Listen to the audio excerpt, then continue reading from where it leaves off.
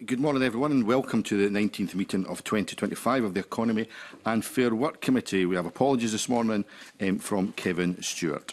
Our first item of business is a decision on whether to take items 4 and 5 and all future consideration of evidence heard in relation to the Community Wealth Building Scotland Bill in private. Are members content to take these items in private? Okay, thank you very much for that. Our next item of business is an evidence session on Grangemouth's industrial future. Following the announcement that the refinery at Grangemouth would transition to a finished fuels import terminal and distribution hub, both the Scottish and UK governments agreed to support a feasibility study into different options for the industrial future of Grangemouth, known as Project Willow. The committee heard from Michael Shanks, MP, Parliamentary Under Secretary of State and Minister for Energy last month, and today I'm delighted to welcome Gillian Martin, Acting Cabinet Secretary for Net Zero and Energy, the Cabinet Secretary is joined by Chris Bryceland, Team Leader of Critical Energy Infrastructure, and Kenneth McDermott, Head of Critical Energy Infrastructure in the Scottish Government, and Jan Robertson, Grangemouth Director for Scottish Enterprise. As always, I'll appeal to members to keep your questions brief and to our panel to keep the answers equally as brief as we possibly can.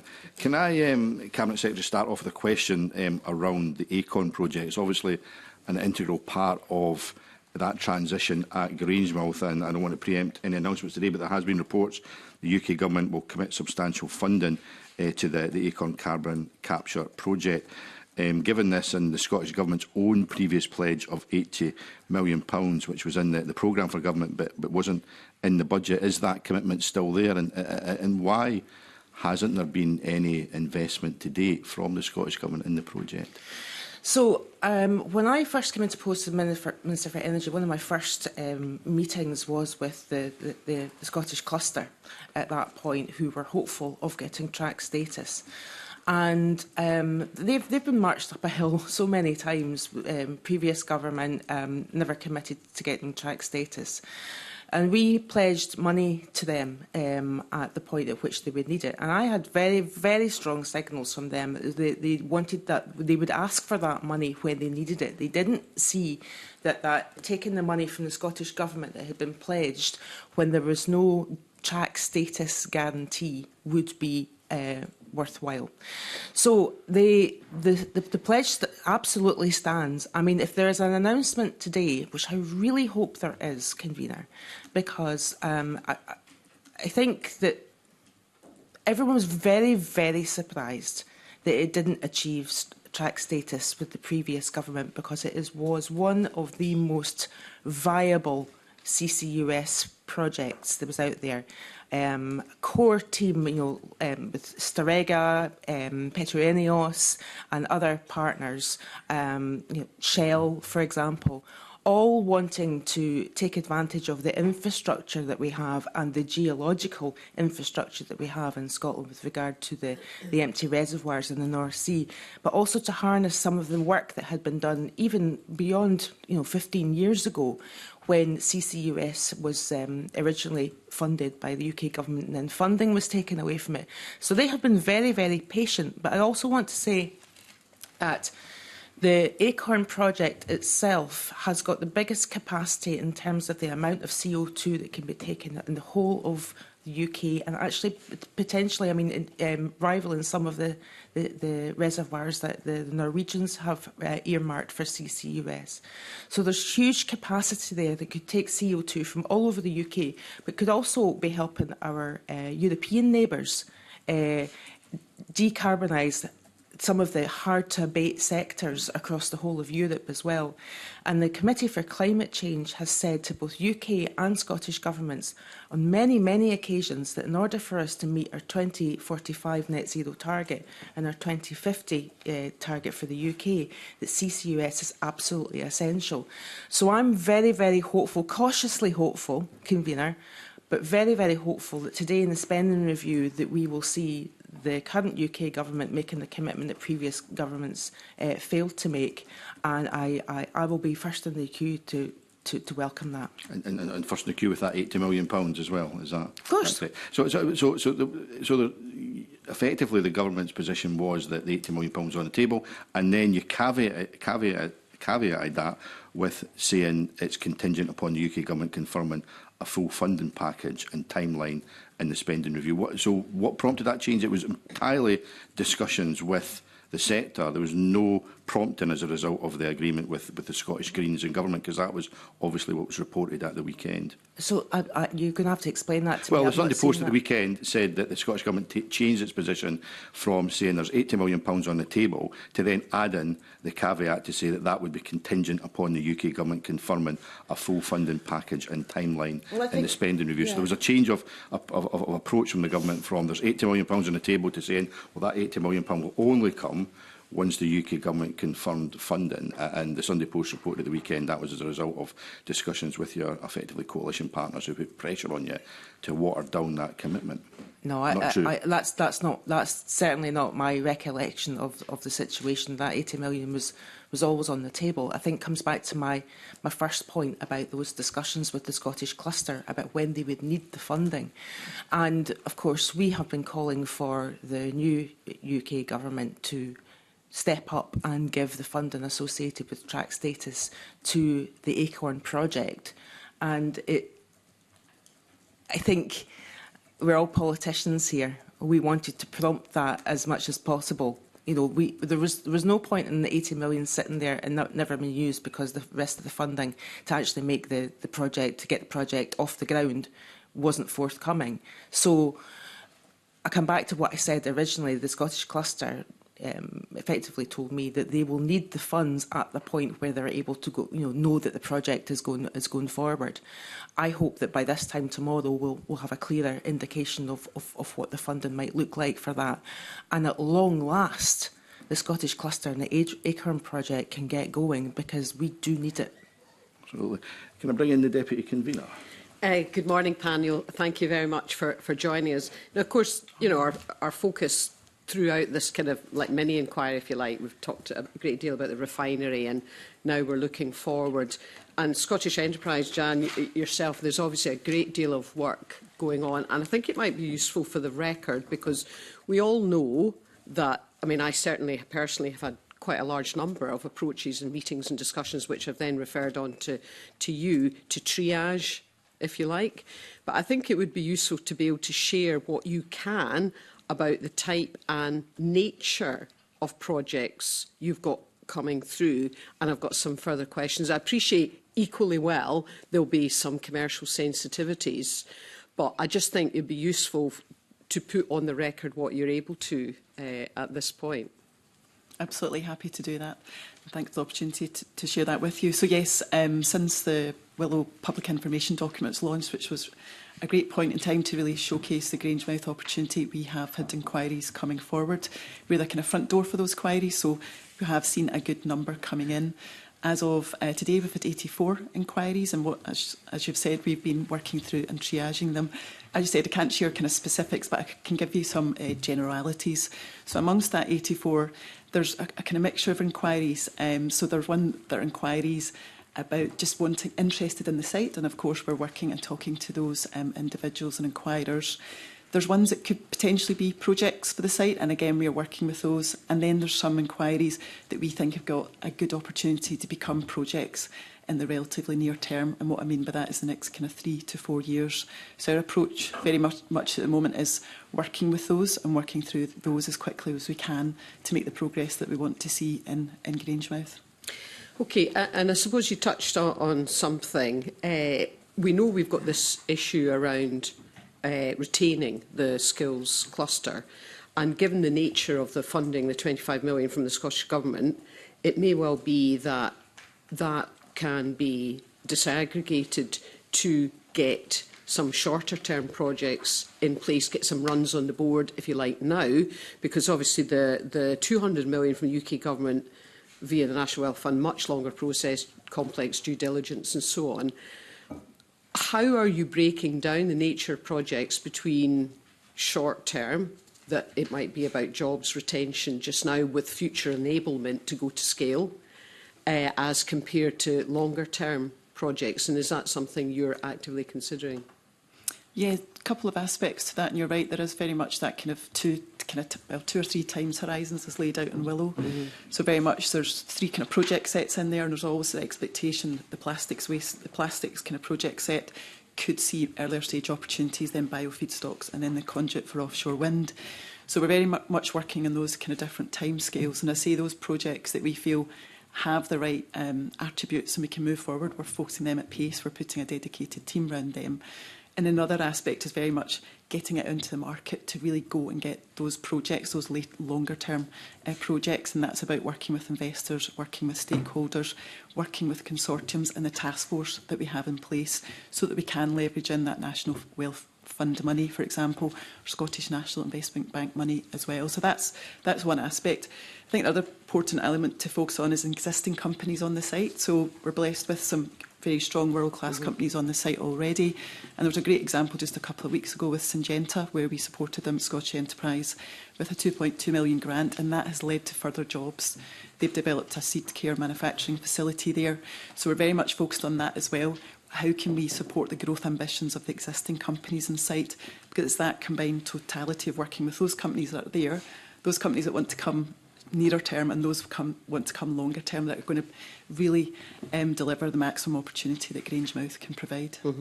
And actually on that, a question that's come up and I myself asked when Michael Shanks was with us, a lot of future activity is predicated on INEOS as a landlord of the site, and that carries both opportunities but also risks.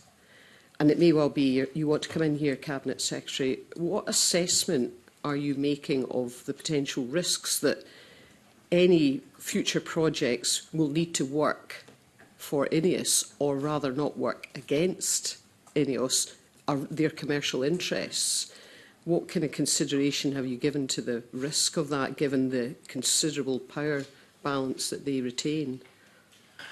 Well, first of all, I don't think it's unusual that you would have companies in development having a landlord, and if that's the position that INEOS, if they don't want to sell the site and they want to, be a landlord in the refinery site, then obviously they've got responsibilities on how that site is developed, and obviously they've got an awful lot of infrastructure that they have to put right. And my assessment, and I'm going to come to Jan on some of the issues that maybe certain developers might be bringing up about the relationship with INEOS. A lot of the people that are speaking to us in the task force have already spoken to Petro INEOS, and Petro INEOS have they're working in good faith with people that approach them. Some of them have been redirected to the task force via Petro INEOS and vice versa. So those conversations are happening around what them as a landlord would be required to do, and how Petro INEOS want development to happen on that site. They want to be able to work with us across both governments and Scottish Enterprise to secure projects for that site. It's in their interest to do so, because obviously they'd be a landlord. They've not made any indication that they would want to take forward any of the projects in Project Willow themselves. I know that certainly there was quite a lot of work done previously with Petro INEOS, and studies that the Scottish Government put funding into around turning it into a biorefinery when Michael Matheson was in this post. But their board decided not to take forward any of those proposals into reality. The shareholders and the board made a decision that they didn't want to go there, and we are where we are, regrettably. I mean, and I have to say, it's a source of regret that the refinery has stopped producing as well, because we have a situation where we've got workers, and the wider Grangemouth area. I don't have to tell you, Ms Thompson, the worry and concern that there is about the future, what the future might hold. But I think that there's been constructive relationships between ourselves and Petro INEOS, and there's been constructive relationships between Petro INEOS and those that have come forward with proposals as well. So I think. If there's anything that Jan wants to fill in the detail of that, but I'm not concerned. There are lots of situations where companies build their developments and have a landlord, and obviously INEOS has still got a footprint in the cluster as well with OMP. Yeah, I suppose the point I'm making that they could put in place, for example, punitive terms as a landlord. I mean, they could do anything they wanted if they weren't all that keen on something that they viewed as having the potential to represent competition that they are not looking for. I'm trying to just recognise that, you know, if they look at it from a commercial perspective, they have the power to be able to do that. And is the government recognising that not only are there opportunities, there's also risks given that power balance? I think we have to move forward in good faith. We will want to work with PetroEneos, INEOS that owns the site. You know, as the constituency MSP, of course, you are absolutely within your right to ask those questions on that. And of course, we always, I mean, Scottish Enterprise are taking forward all the work that they are for the task force. We are, you know, triaging all the approaches that come in. We are they are discussing with those potential investors how they would want to operate, and obviously any kind of issues that they might bring up around that, around the terms of the leasing of particular parts of the site will be part of that process as well. But certainly to date, PetroEneos have been working with us in good faith. I mean, I personally don't think it's in their interest to have punitive terms associated. If what they want out of this is to be the landlord, then they want to attract people into developing these projects, whether what Willow projects or anything else, that would secure them a long-term tenancy. I wouldn't say that that's in their interest to put punitive terms in place, because that could put off an investment that's in their interest to have. Yeah, I mean, I suppose I'm just making the point that doesn't mean to say they would do that, but they could do that because of the power that they have. If there's more than one way to skin a cat, or there's more than one way to stop a project, it's not that I am claiming that they will do that, or even that I see that intention. I'm just recognising that in terms of a risk assessment, they retain considerable power, and they could make it difficult. It looks like you want to come in, Jan. Yeah, just to kind of build on what the Minister's saying, so absolutely recognise, it is a potential risk, and as you've said, at Grangemouth, all the projects are co-location projects, so they need to co-locate with a landlord. They do want new people on the site, they want income stream, they want kind of new tenants. And I think a key thing that does de-risk that is Project Willow itself. So as Project Willow was developed and those projects were identified, and they might not be the final set, but they're a really good kind of start, there's synergies with existing businesses on site. They're also strategically relevant to Grangemouth as a site. So we already see, and the landlords were a part of that process. They're very excited, motivated by those projects, those technologies. As I say, they integrate in their synergies with their business, both in Scotland and kind of wider. So I think that's the first point. And then, I guess, just to reflect on the interactions we've had with them. So we meet the landlords regularly, we meet them at least every month. We speak to them regularly as well.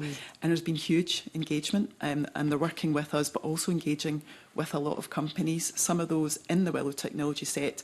But interestingly, they're also bringing forward other companies that approach them in different technologies. And for me, that gives another indication that, they want to see these new companies at site. They're very interested in new technologies, because the world is, transitioning to sustainable chemicals, and INEOS and others have an interest in that as well. So I think there's lots of positive signs, and we've got lots of different forums. I think that's the other piece that kind of de-risks the risk you've outlined there. We work with them in the Futures International Board. They're part of the Leadership Board, and again, they're very integrated into the plans around Grangemouth, not just for their site, but the overall strategy for the site, and that helps us move forward also. And you've introduced something that I had wanted to ask later in the session about, and that's around sort of Scottish speciality chemical cluster. I mean, a lot of the focus has been on the stuff around Enabled, and I think we'll come on to that and other people in this committee this morning. But I just wanted to ask the latest thinking. I mean, obviously, you've referenced the money to Syngenta, but in terms of a strategy for Scottish specialist chemical cluster.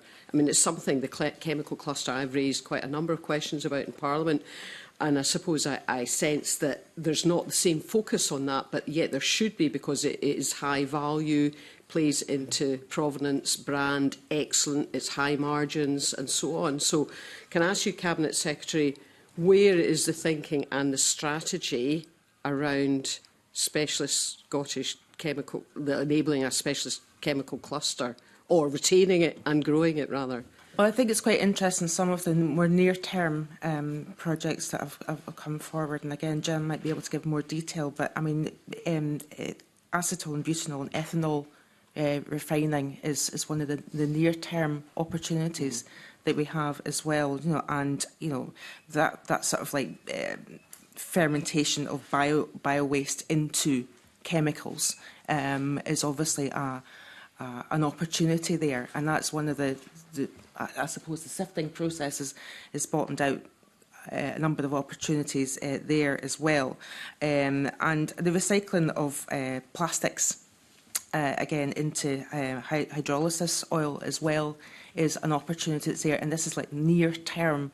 But I think what we've got to do is to I think we've done it right. Project Willow identified the sort of 9 key development opportunities there. That is the shop window. I mean, the Grangemouth site, as it is a great offer. It is so strategically placed geographically in terms of the infrastructure, but also because of the fact that it's part of an industrial cluster as well. And if it becomes like more of a chemical cluster, then that, as you say, is great news, because that's a high-value jobs. Yeah. Now, one of the things, huge disappointment about the ceasing of the refinery is that because the jobs associated with the refinery are high-value jobs. What we don't want is lack of opportunity for high-value jobs. And I think that particularly in the medium term, and then potentially in the longer term with sustainable aviation fuel, is one of the opportunities that we have longer term for the site as well. They will bring high-value jobs associated with that as well. So, you know, obviously we're very focused on the medium term and getting some projects off the ground, and so the specialist work's been done in terms of having a team around them.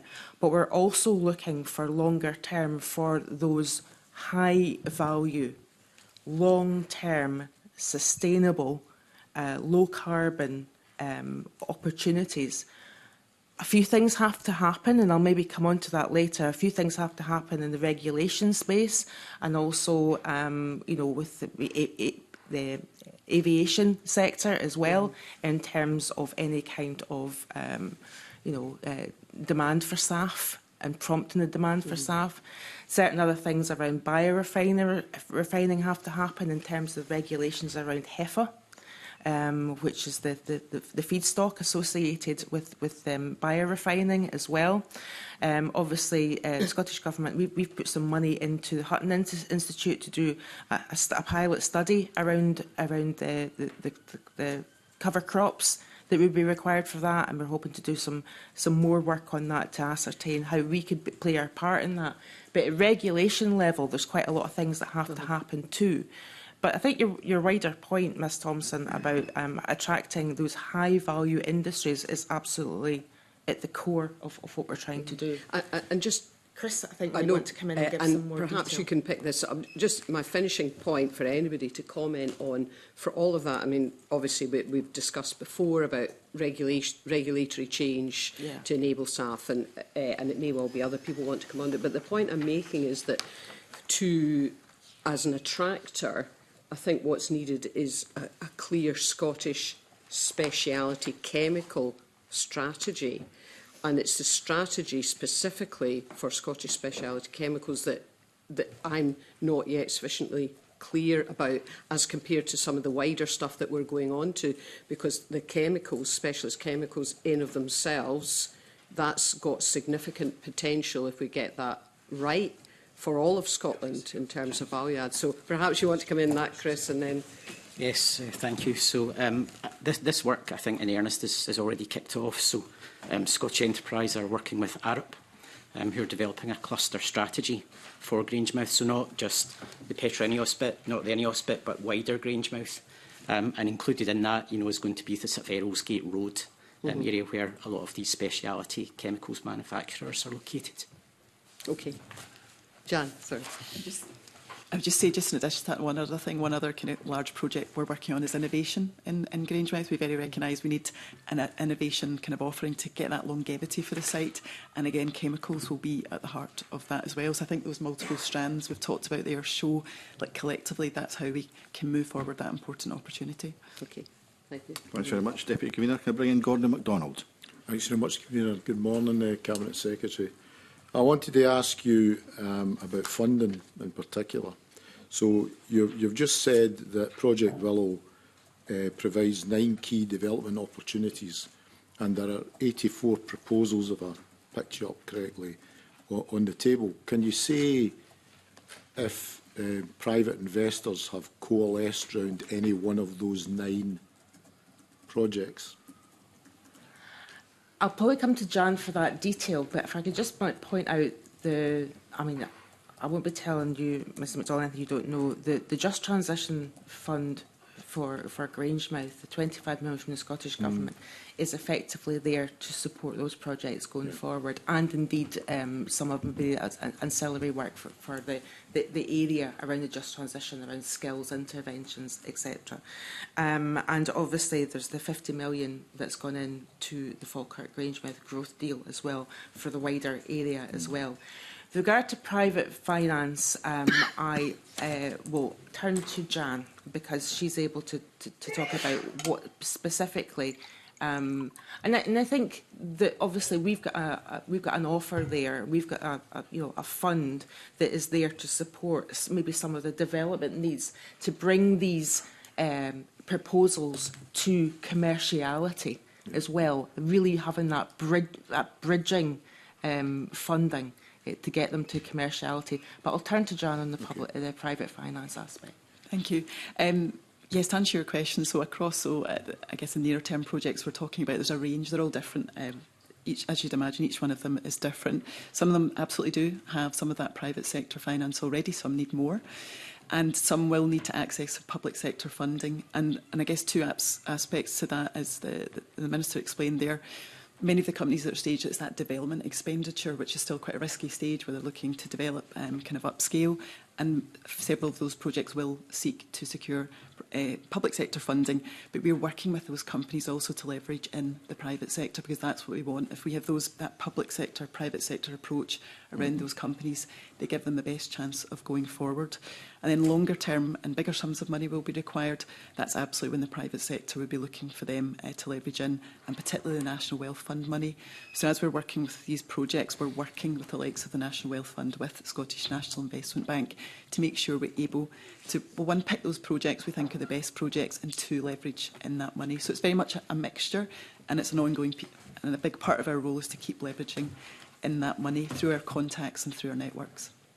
So when we had Michael Shanks in, on the 21st of May, he said about the National Wealth Fund, £200 million, that, and I quote, that funding will not be released until any viable proposition is on the table.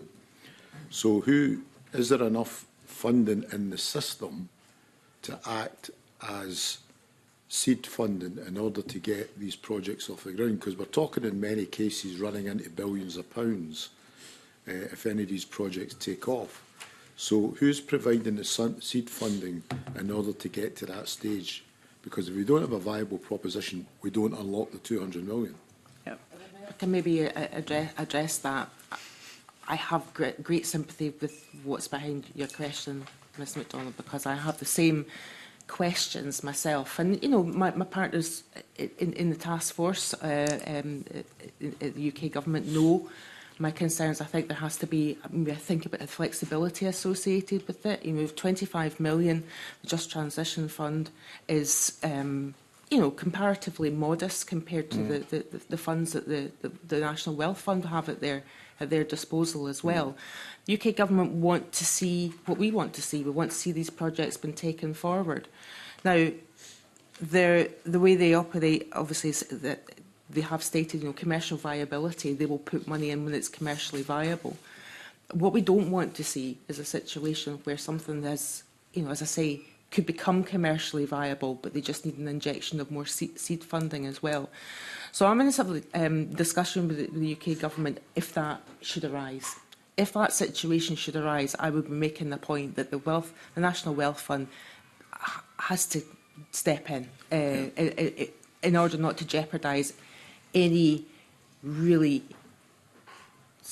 potentially very successful projects, and I don't think they would want to do that. And I think there maybe have to be a bit of flexibility, because I'm concerned. At what point do they think that something is viable enough to step in? That's not been quantified to me at the moment. The good news is, though, that we're working so closely on it. UK government ministers, myself, we have been working very, very closely on this, and it's a real sea change to what happened before previously, when we didn't have that close collaboration. And the fact that the task force reports to government ministers, I think every month at the very least we have a meeting where we bottom out a lot of these questions. And of course Jan reports to us as to the status of all the projects as well. So it's not as if we're not going to know any kind of risks to growing something. We are absolutely in the room having these updates on a granular level on the projects. So one of the other questions I was going to ask in relation to funding, given the difficulties that you've just outlined in terms of funding, is the UK government set up an advanced fuels fund of £165 million. And of that, so far, they were wanting to build 5 sustainable aviation fuel locations, 2 in Teesside, 1 in Immingham and 1 in Ellesmere Court, and 1 to be confirmed. Now, I don't know whether that will or will not be Grangemouth, the 5th one, but have you had any conversations with UK government about if sustainable aviation fuel is to be at Grangemouth, we will get access to a share of that £165 million? So I've had many conversations with the UK government ministers on this point, and it's no secret to say that I was very disappointed that Grangemouth was not factored in when those initial announcements were made. 50 million was given to Teesside, and given that Project Willow had, I think, probably just published its report, in which SAF was one of the 9 areas. To say I was surprised is an understatement. I'm not saying anything that Ed Miliband or Michael Shanks don't know. They know how disappointed I was with that. So there is an opportunity for some of this funding to be leveraged into Grangemouth with regard to, because the refinery is an ideal place for SAF production.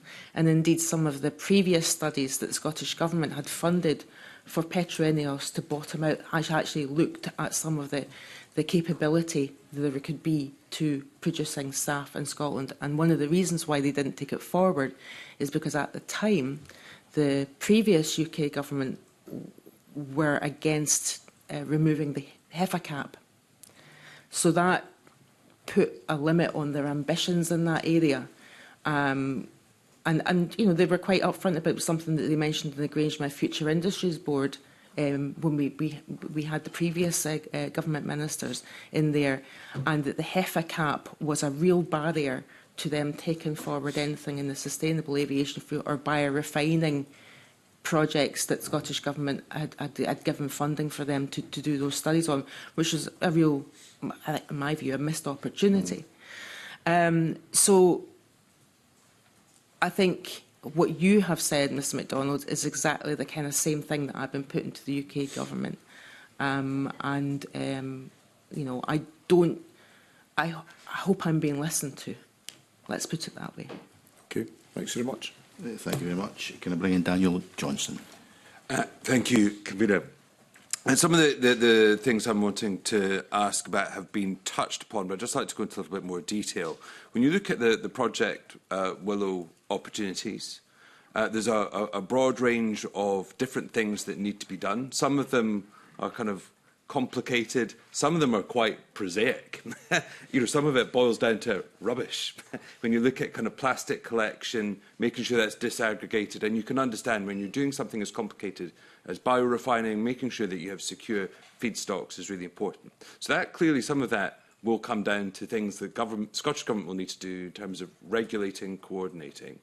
So can I just ask you, Cabinet Secretary, what's your sort of, if you were to summarise what needs to be done, and actually what needs to be done by the Scottish Government, and and if you could also set out kind of what work is currently underway, and it's very clear in the Project Willow, there's feasibility studies in both on all the areas that needs to be concluded by 2026 to be on track. Could you just outline what you understand the work that needs to be done, the dependencies of the Scottish Government, and what is currently underway to get to the point that those feasibility studies can be concluded? I'm going to try and be as brief as possible. This is not going to be easy to summarise it. So I think in terms of recycling, that's one of the medium-term opportunities we've got. Yeah. Obviously, with the Circular Economy Bill, now Act, has set the direction of travel in terms of where Scotland wants to be in the circular economy. We have got, obviously, other things happen at a pan-UK level, the deposit return scheme. We have the producer levy liability stream as well. One of the things in the Circular Economy Act that was there was that wherever possible, we want to be taking our waste or feedstock for whatever recycling opportunities we have as domestically as possible. We don't want to be sending it elsewhere. But we're doing a study at the moment on an analysis of where the recycling opportunity, what it looks like in Scotland at the moment and where the gaps are, particularly with a view to DRS happening, particularly with a view to the waste route map being developed as well, because this is another huge opportunity for the Grangemouth cluster as well. So we're doing that work in terms of mapping what is existing in terms of recycling already in Scotland and where the gaps are, where the opportunities are. I think there's massive opportunities in this area. Obviously, we'll have a view as to, you want to be able to know where the feedstock is going to be coming for any of the opportunities that are there for turning plastics into other fuels, etc., etc. So we've engaged with a number of potential developers on recommendation around the aggregation of waste plastics as well, working with CEPA, the Waste Scotland, in doing that work. On HEFA, of course, regulated, one of the things that the task force is doing is obviously the investment and the project side of things as part of the task force. But the other part of the task force is actually identifying where regulatory change has to happen in order to remove any of the barriers to investment.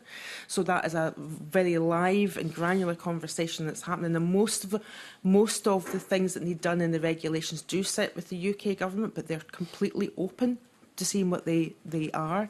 The HEFA cap, obviously, we are not standing still and waiting for the regulations to change in that regard. We are looking at what Scotland could offer in terms of the feedstock.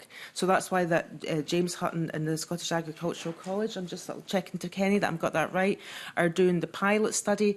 The study should actually report in July, and then there will be trials after that in late summer of the type of crops. And the viability of those crops.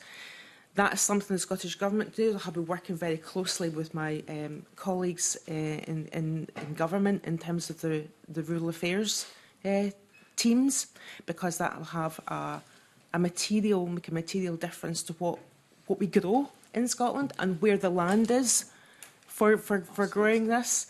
SAF, I've mentioned some of the areas there. I think it's going to be about my assessment of the SAF situation is the airlines want to use more sustainable aviation fuel, but there's very few opportunities to buy that in the UK. hence some of the things that Mr MacDonald mentioned. They are procuring quite a lot of it from Europe. So regulation around that obviously reserved to the UK government as well. Hydrogen, no one's mentioned hydrogen so far, but obviously we've had some good news in terms of some of the RWE supported by INEOS were successful in the HAR2 round, which is fantastic news because it means that they've got an opportunity there to have RWE come and investing in the Grangemouth area and producing hydrogen there as well.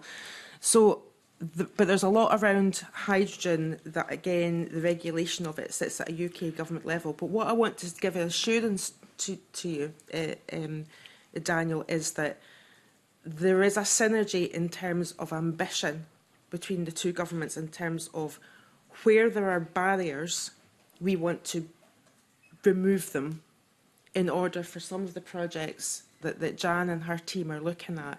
If there's any regulatory barriers, they are being flushed out, they are being identified, and they will be hopefully tackled. Sure. Well, I am quite sure the UK government will furnish you with everything that you wish for. If I could put it glibly, that's on the official record. And I also, on a similar note, want to sidestep some of the points around kind of the ag crop, because I know that Lorna Slater would like to raise those. But zeroing in on the things that are Scottish government dependencies. I'd just like to drill into a little bit more detail there. And particularly when you look at the waste projects, when you look at the requirement to increase policies to increase plastic collections, separation and aggregation, that clearly falls within the purview. And I'd just like to understand a little bit more detail. What level of resource is sitting looking at that?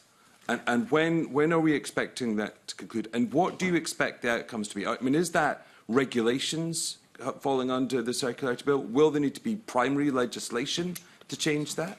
And when might we expect those outcomes and clarity about what the Scottish Government needs to do to make this? Because clearly, if you're going to do these things, you need a secure supply chain, and no investor is going to come in and if they don't know they're going to get the feedstocks to do the stuff that they want to do. So the work that's happening at the moment is a collaboration between SEPA and Zero Waste Scotland on that aggregation point. An analysis of where plastics aren't covered under DRS would go, for processing. That information is going to be very useful to potential developers because they're actually ascertaining the volumes associated with it and where that's going just now. That work is happening. Whether or not there will need to be any regulation change is not something that has been flagged to me as an issue at all. But would we not need to, though? I guess one of the things that occurs to me looking at that, especially talking about separation and aggregation, reminding myself of when the Circular Economy Bill was going, there was a lot of discussion about whether we were taking the right route.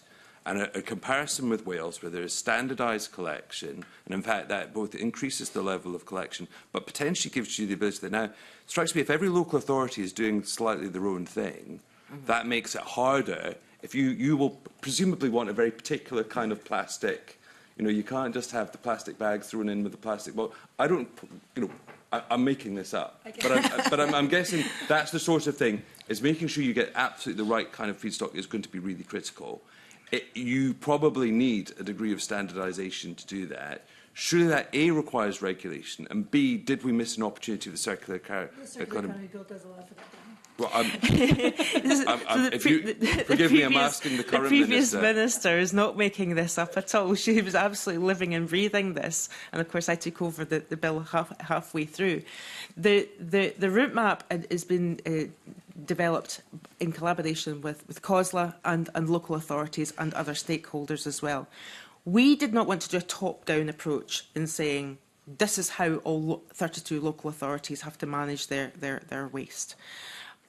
But what we wanted was the local authorities, and what we do still want is local authorities, but it's progressing, in actually looking at good practice across all the 32 local authorities that can be shared. I think the thing is that what we don't want, well, Verity House agreements in place as well. I mean, local authorities are in charge of how they want to manage their business as well. But there will be variations in geography. There will be variations on the types of waste. But what we want, what SEPA and Zero Waste Scotland are doing, is this analysis on where are currently the gaps in the types of plastics in particular. Where are they being sent to for reprocessing? And there is their opportunity in Scotland for reprocessing. What is the volume associated with it? So they're able to say to some of the people, like the likes of Celtic Renewables, etc., where the opportunities are, working with them to ascertain what it is that they need, and obviously, hopefully, with an eye on an opportunity about expanding their operations. We've actually got a really good waste sector in Scotland. We've actually got, we've got the likes of Keenan's Recycling, Celtic Renewables. They're expanding into different areas. This is an opportunity for them to expand into different areas as well, with regards to plastic recycling. Now, I can't claim, I'm not going to reel off a whole lot of different types of plastics, because I don't. I would be making it up, Mr Johnson, if I did that. But they are doing that analysis on behalf of the government to have that. I think that the Circular Economy Act is robust. I think it allows the flexibility there. Regulatory change is not something that I think will be required in this area at all. But coordination of the waste streams. But it won't just be from Scotland. So if we have waste recycling, plastic waste recycling of the types that I've mentioned happening in Grangemouth, that's also an offer will be to the rest of the UK as well, that there are gaps currently in the UK about the types of plastic recycling that can happen as well. It's not just in Scotland. So again, this is where this critical working between ourselves in the Scottish Government and UK Government as well, and intelligence that they have around their waste streams as well, will help the business case for any of these projects coming forward. So I guess what I'm slightly struggling with here is that in order to have those reliable waste streams, you need consistency, and surely that requires standardisation. And let me be clear what I mean by regulatory change. I don't necessarily mean whole scale. I mean, it's looking at what powers the Scottish Government have through secondary legislation with existing legislation to create that standardisation. Because you in your answer said that there is going to be variation. Strikes me that to have reliable feedstocks of this sort, actually you want to minimise that variation. You probably want consistency, so you maximise your potential feedstock. And that would surely that must require updates in regulation, updates through secondary legislation, and that will require a bit of thought and planning. Or am I missing something? I think, I'm not going to say you're missing something. I think now I've got to the nub of it, it's not as if there's different plastics being used in Scotland than there are the rest of the UK. No. So there is there's the standard plastics that are being used throughout the whole of the UK in Europe. So we know what they are. We know what each one of them can, in terms of feedstock, if they're viable for the types of operation that maybe are coming through and that Jan is looking at with her team. The work that's been done with SEPA and Zero Waste Scotland are analysing where these different plastic streams currently go for recycling and where there are gaps. So, for example, where there are gaps that there's not processing happening either in Scotland or indeed the wider UK, where there might be an opportunity. But they're also assessing the volume. The volume's really important for the actual investability and the proposition and the business case. Where is the volume going to come from as a feedstock for turning plastics into whatever the chemicals that I've outlined? That's critical work that has to happen. And that's not just critical work that has to happen in Scotland, that's critical work that we need to do with our UK government partners as well. Because if there's any plastic streams of waste been taken elsewhere in Europe or further afield. It's in the interests of both governments from a carbon footprint point of view, but also from a business development point of view, to minimise that as much as possible. And that's the work that's happening. The task force will be doing that work as well, because, as I say, anything required in regulation has been fed back to both governments as a task force. If any of them fall into the Scottish Government desk, of course, absolutely in the same way that I would expect the UK Government to take forward any regulatory changes to enable projects to progress, I'll do the same. But you don't have clarity on that right now? No. No. Just sort of final question is, it's been clear for some time that Grangemouth would need to change. I mean, peak oil was in 1999. We've known for about a decade that there was uncertainty, and while the most recent announcements and decisions have clearly increased the urgency for change, it's been clear that Grangemouth would need to change what it produced at some point in the future for some time. So can I ask, this work around looking at feasibility, providing feedstocks for biorefining, when did it start? Did it start in earnest after the announcement, or was there work that had been carried out before PetroEnio said that they were looking at closing down Grangemouth? I think it's important. I'm really glad you asked me that, because I think that there is a narrative that's been put out there that we are reacting to the decision that was been made by the shareholders of PetroEnio last year, when in fact the work's been ongoing for quite a long time. In terms of Scottish Government has been working with PetroEnio in particular in preparing for a just transition, or a transition of the type of work that they would do. The unfortunate thing is, I mean, I've got a list here. We had Project Grace in 2021, which investigated a range of potential decarbonisation interventions across Grangemouth. There was money given by some financial support from the Scottish Government. There was a biorefinery pre-appraisal study for biofuels. The business provided 50%, the Scottish Government matched it. That was in 2022. There was fuel switching, net zero and blue hydrogen projects appraisal studies. That, again, was a 50-50 split between PI, PetroEnio and the Scottish Government. And then there was, by INEOS rather, and then there was a further study on the biorefinery in 2023, and then obviously Project Willow came last year. The unfortunate thing is that the shareholders did not want to progress any of these, and it's a real shame, because I think there was a real appetite for the workers and the management at the refinery to progress these opportunities. There really was. When I first came into post as Minister for Energy, I went along to the refinery to discuss some of the outcomes of the study, that would have been the biorefinery appraisal study, and the excitement around it was palpable.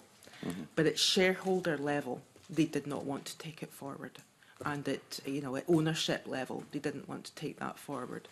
So it's not true to say that Project Willow came in an emergency situation.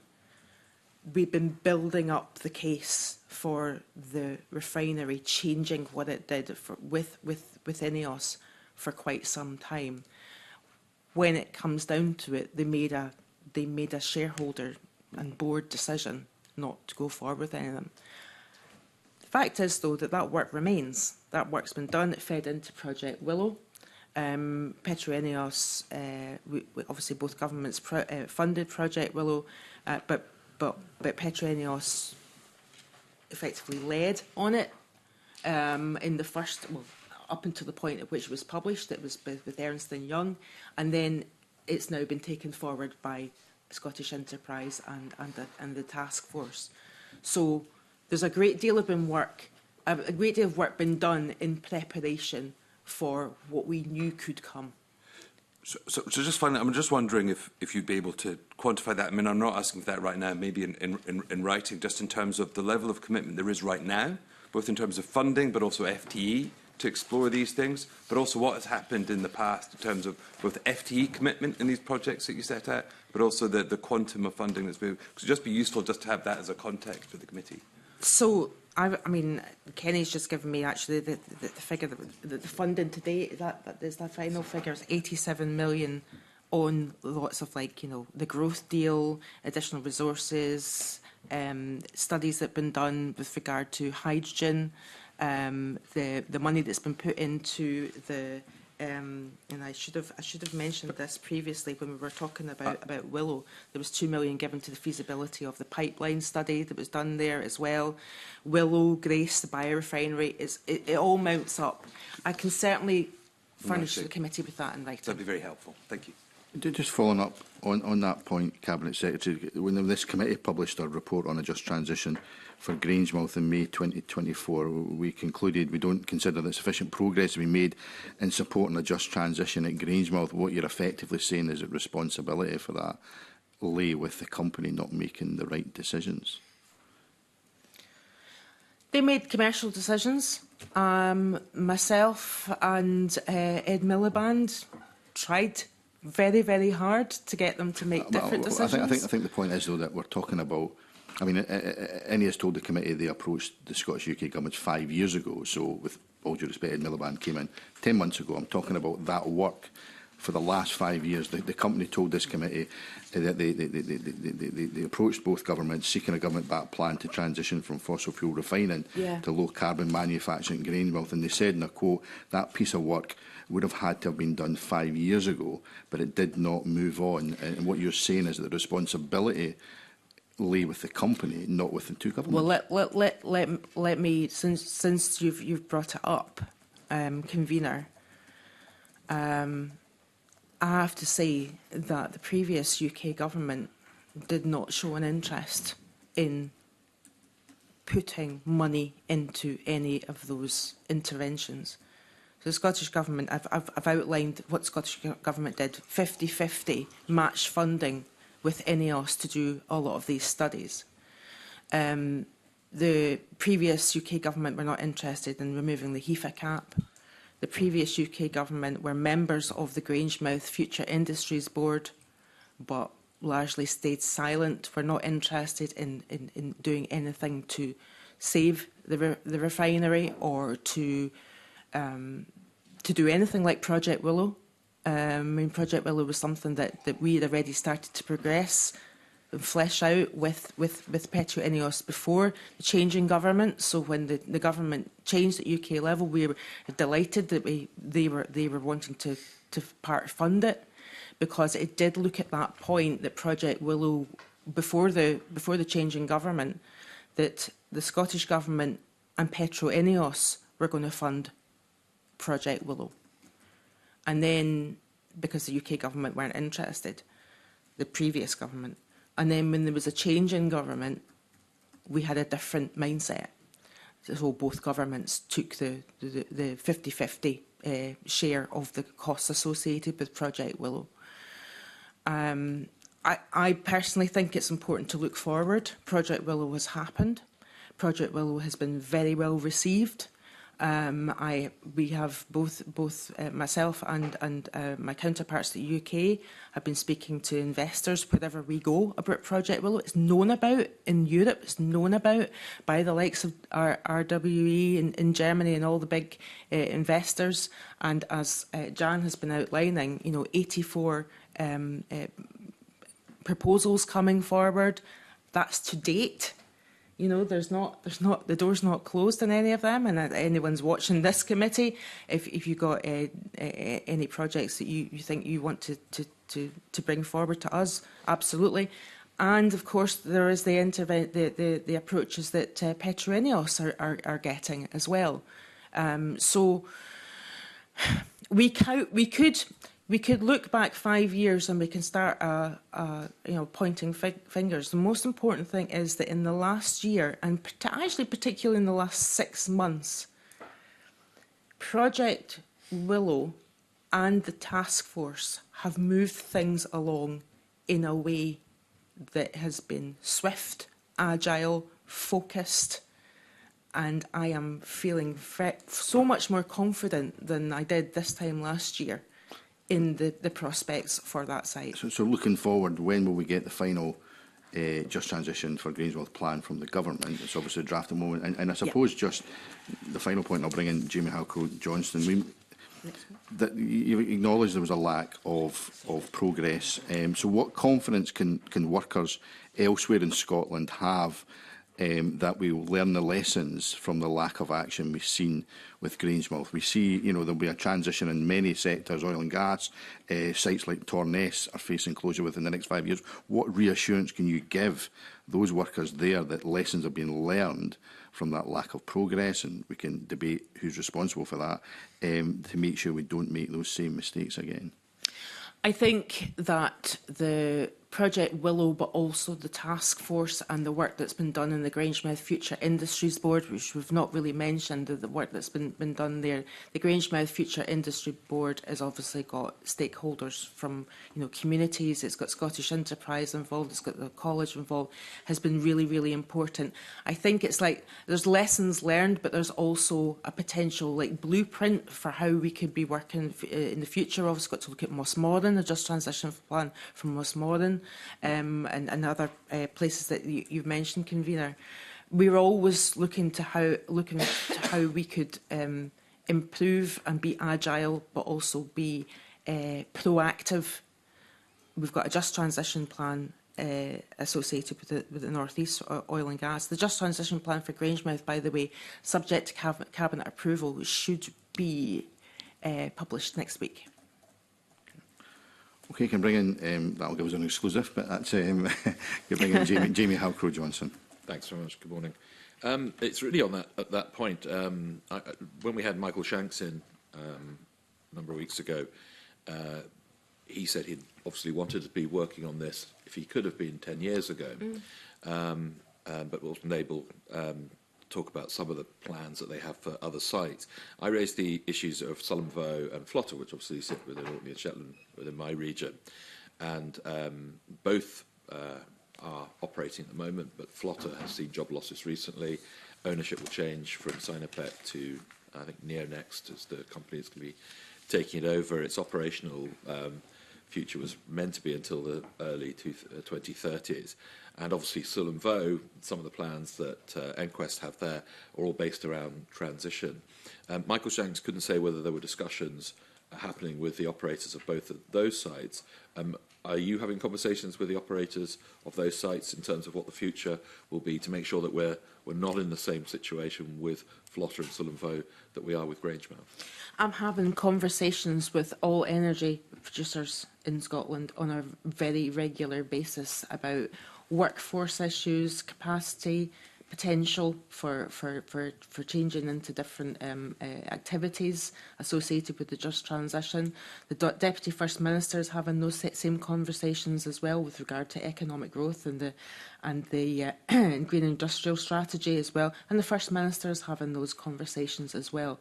So it's happening across all the areas of Scotland that are going to be involved in a Just Transition as we decarbonise. And as we look to maximise the opportunities that there are from particularly from the renewables proposition that we've got in Scotland, and the green industrial strategy is at the absolute heart of that. Obviously, we've got the 5 main areas. I think the majority of them are energy based. So I just want to be conscious. I'm conscious of time, so I just want to be clear. So there are conversations happening between government and the operators of Flotter and the operators of Sullom Voe in terms of the future and how they will, an operational future will be secured for both sides. If you're looking for detail on that, we can get that to the committee. I think that'd be very helpful. And as I said, Flotter is obviously going to new operators next year. There will be conversations being had with those new operators, and just as well in terms of, obviously there will be current operational issues. This is about the future, so those specific conversations will be being had. Yeah, and of course our enterprise agencies are involved. Highlands and Islands enterprise agencies will be absolutely discussing all these opportunities that there are for transition between any operators. So, so if I can take that away. Okay, yeah. Thank you. Thanks very much. Can I bring in Lorna Slater? Thank you very much, Convener. I'm going to dive into a little bit more detail what Daniel Johnson was discussing.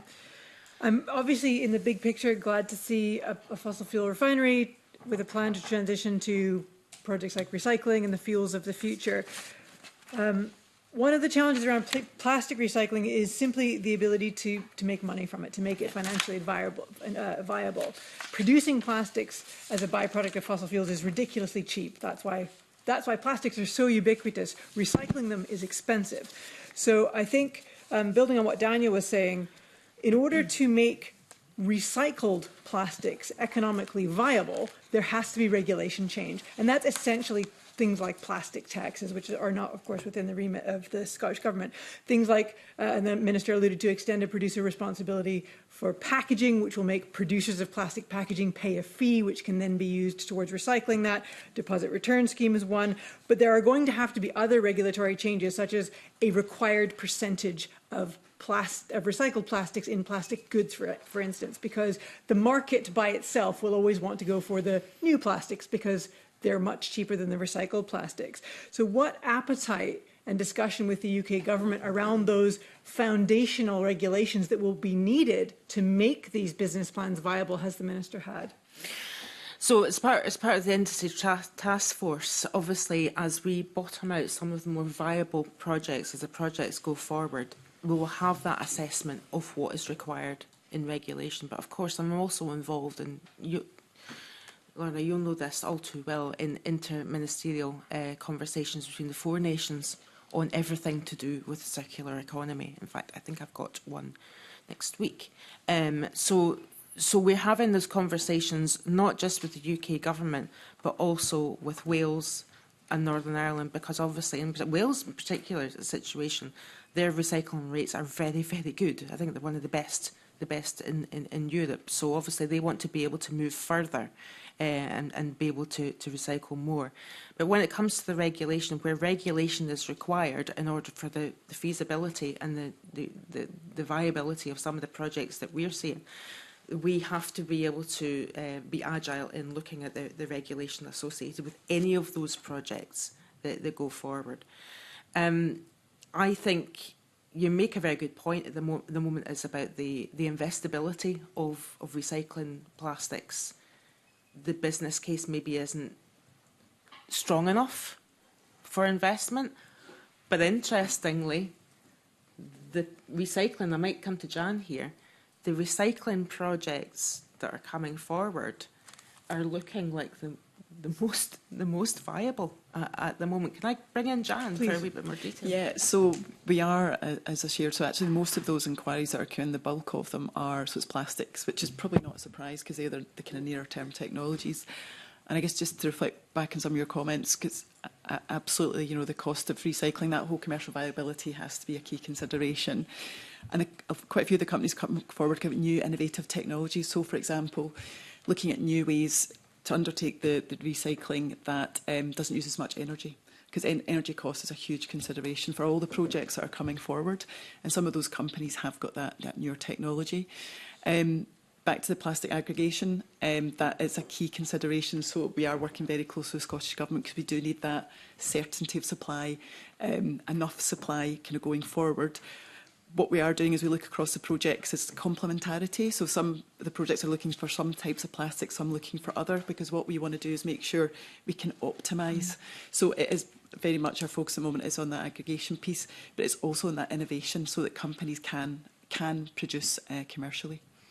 I mean, you mentioned about supply there. I guess my question is substantially about demand, because the market by itself will not demand recycled plastics because they're more expensive and they may be lower quality depending on how they've been manufactured.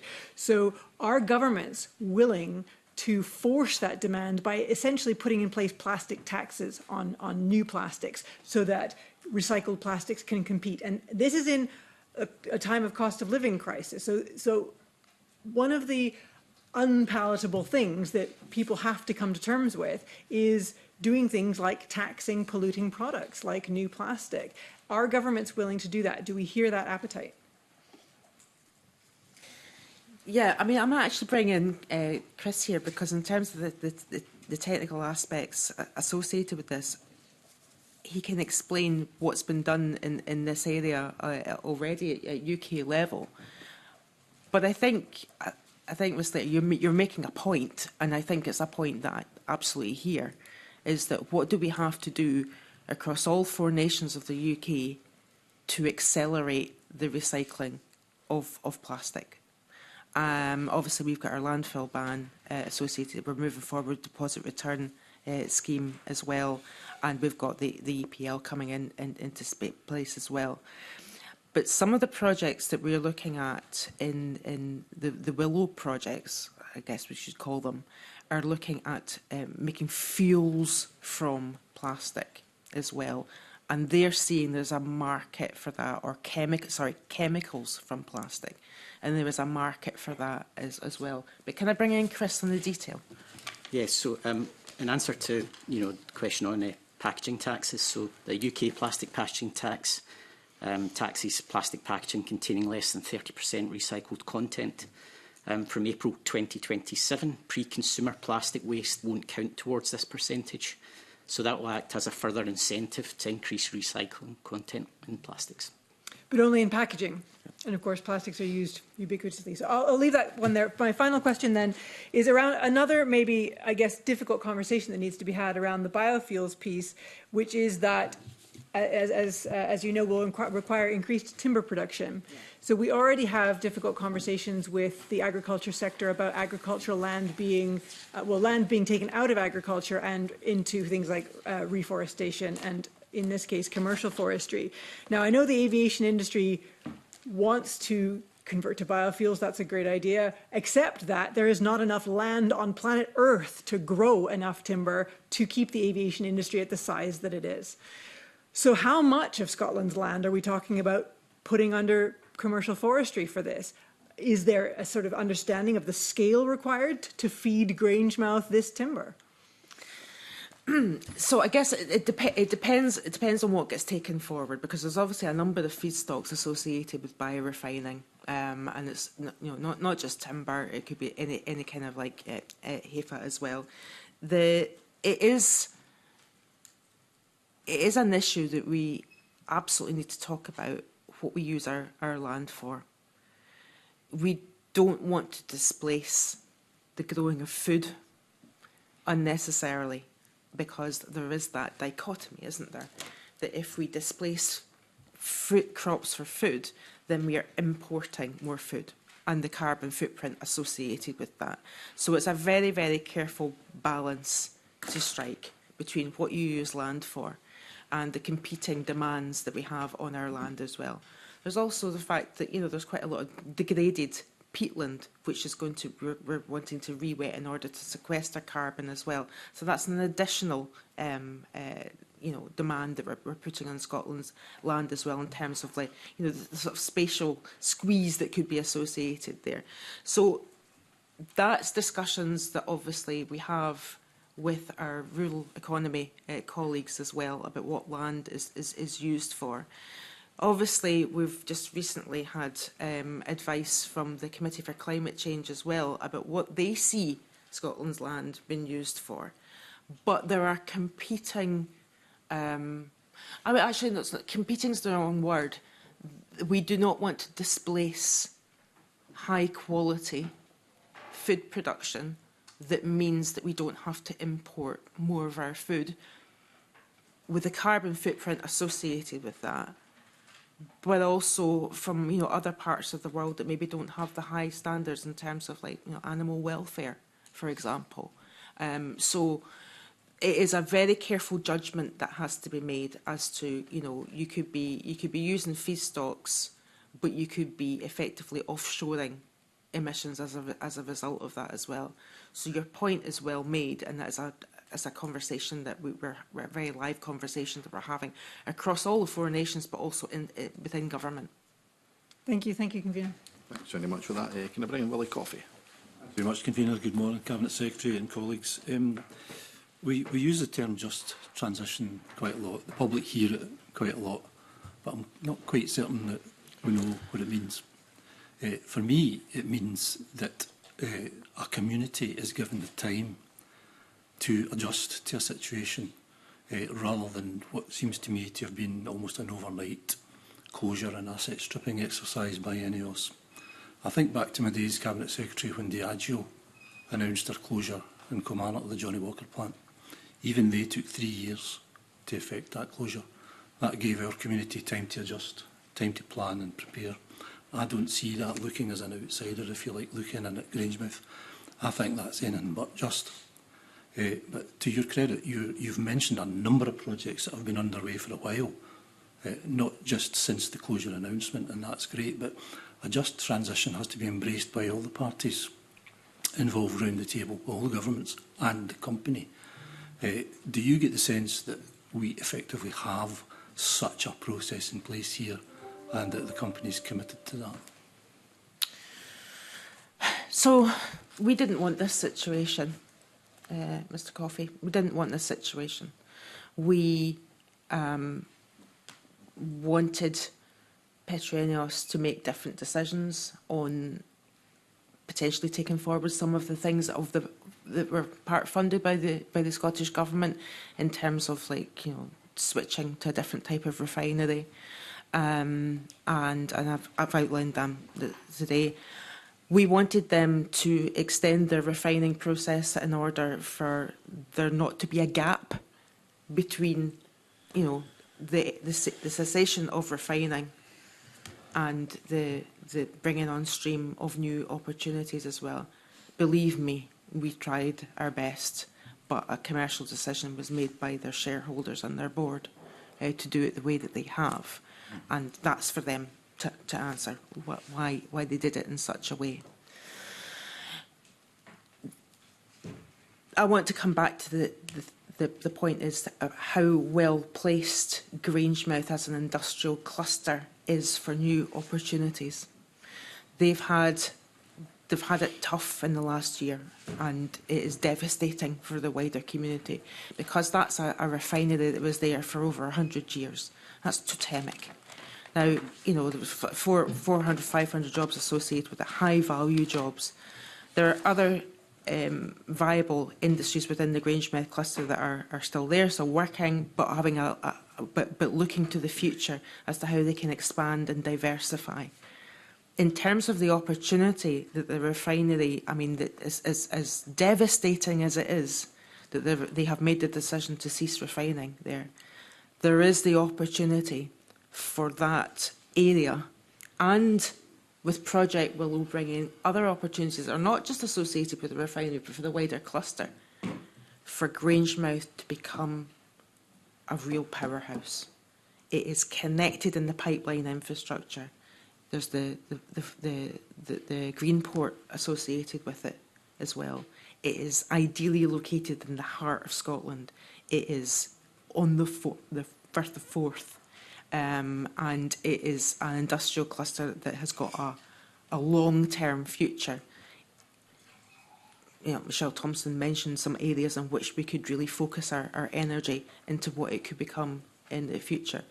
At the moment, our focus is in reducing the gap between the refinery closure and what that future is as much as possible. Many of the workers have been redeployed to other parts of the INEOS company. Some have been, there has been fares associated with other companies like Scottish Power coming in and basically offering jobs to workers that are facing redundancy. And there's reskilling opportunities and reskilling and filling in skills gaps opportunities for these workers provided by Forth Valley College that have been accelerated by the money that's come in from the Scottish and UK government, and indeed they have a centre of excellence in terms of actually making a wider offer to the area in terms of the courses that they're providing for future jobs associated with a just transition. However, the central fact remains that workers were given notice of redundancy and are having to find other work, with the exception of the small percentage of them that are being redeployed to the import terminal, and the ones that are associated with the decommissioning of the site as well. So it's a staged approach. But the fact remains is that refining has ceased in there. So it is not the way things should be done. The role for governments in this is to try and encourage different decisions to be made, and where they're not successful, to be able to do what I think where we are is that we are trying to minimise, reduce that gap as much as possible, and working at pace through the task force to say that site is an opportunity and they are absolutely open for business in terms of bringing low carbon opportunities into that cluster, so that in however many years' time we'll look back, I hope, and say this was a turning point for Grangemouth, not what we would have wanted to see it happen, how we would want to see it happen, but it was a turning point for Grangemouth in that it has become a low carbon industry cluster. Yeah. Well, thanks so much for saying what you've said there. I wanted to turn to the workers. How just is it for them to either on the one hand get a redundancy check, or on the other hand an offer to move away somewhere else and take their families to work somewhere else? A transition, if there was a real transition in place, would surely see people that live in that community being able to transition to these wonderful projects that are on stream before they needed to move away. That's what I understand a just transition to mean, and I hope that you share that too. And I would be keen to hear what the reaction and views are of the workers at Grangemouth to this. Do they think we're in a just transition process, or do they think, as I do, that it's been all a bit rather sudden and they've been forced into moving away? Perhaps? I mean, that's a question directly for them. What I would say is that the workers at the refinery are highly skilled, and those workers will get other opportunities because of the level of skill that they have, the transferable skills that they have.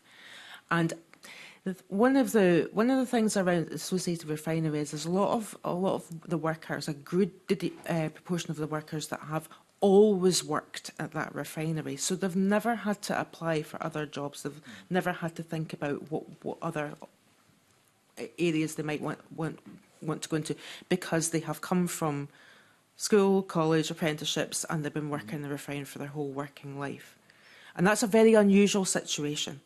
That's a very unusual situation, but that's what the refinery has meant for Grangemouth. So what we are finding with some of the workers is that it's not the fact that they don't have the skills, it's that they have not ever had to think about applying for other jobs or actually analysing the skills that they've got and looking at them and effectively marketing themselves to new employers. So there's work being done at Forth Valley College and assisting them and to do that. There's jobs fairs associated with that as well, bringing in other companies who recognise their transferable skills to offer them work.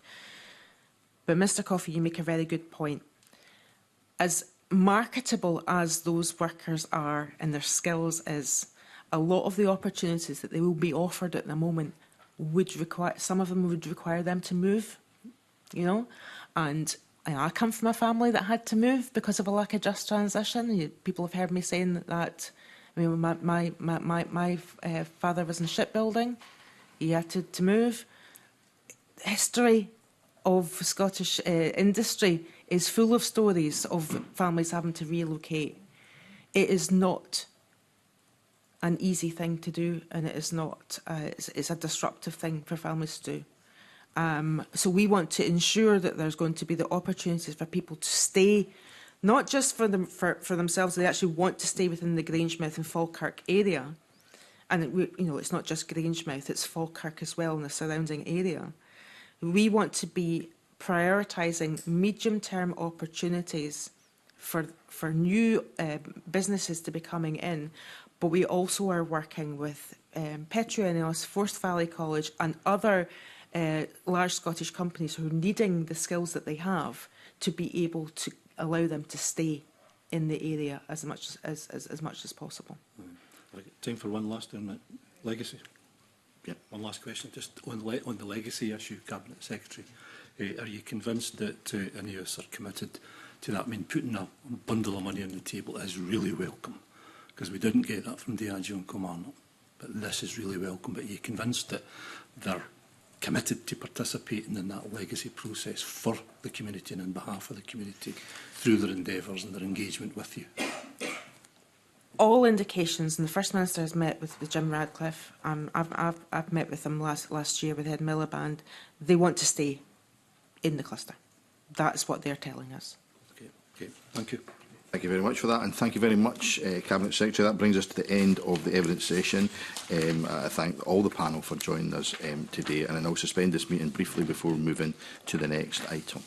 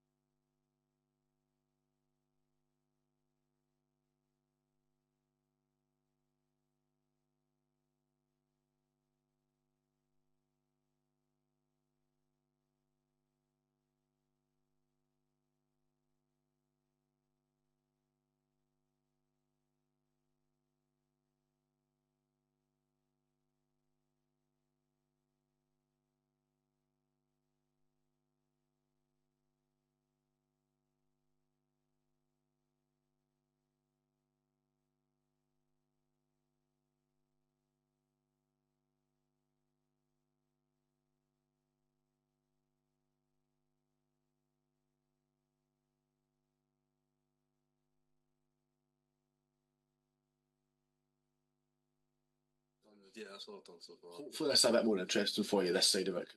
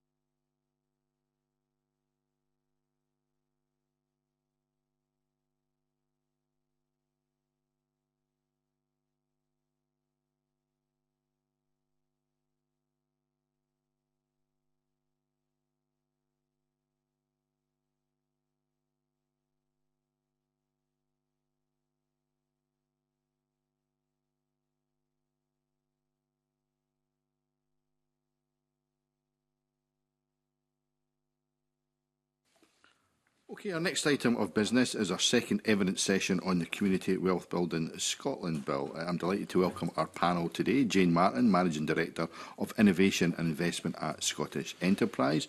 And we're joined online by Dr Amelia Crichton, Director of Public Health, NHS Greater Glasgow and Clyde, and Jackie Taylor, Executive Director, Finance and Corporate Resources for South Lanarkshire Community Wealth Building Commission. And we hope to also be joined by Hayley Mearns, Chief Executive Officer for Voluntary Action Angus. As always, an appeal to members and witnesses to keep questions and answers as concise as we possibly can. And can I ask Daniel Johnston to kick off with the first question? Thank you very much, Convener, and I will do my best. So, in that vein, can I ask our panellists, what will they be able to do as a result of this bill that they can't currently do? And what will they have to do that they don't currently do as a result as well, that isn't a meeting or a report? If I could maybe start with our colleague, either from the local authority or the health board, because I think they are of probably most interest in terms of this bill.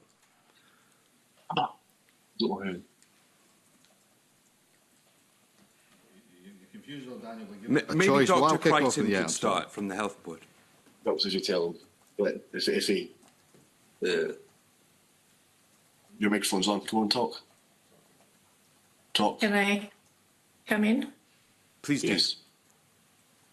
Thank you so much. So from a health board, and apologies because there was additional conversation that was interfering with the question. Sorry, we seem to have some interference on the audio. Well, let me just 2 seconds.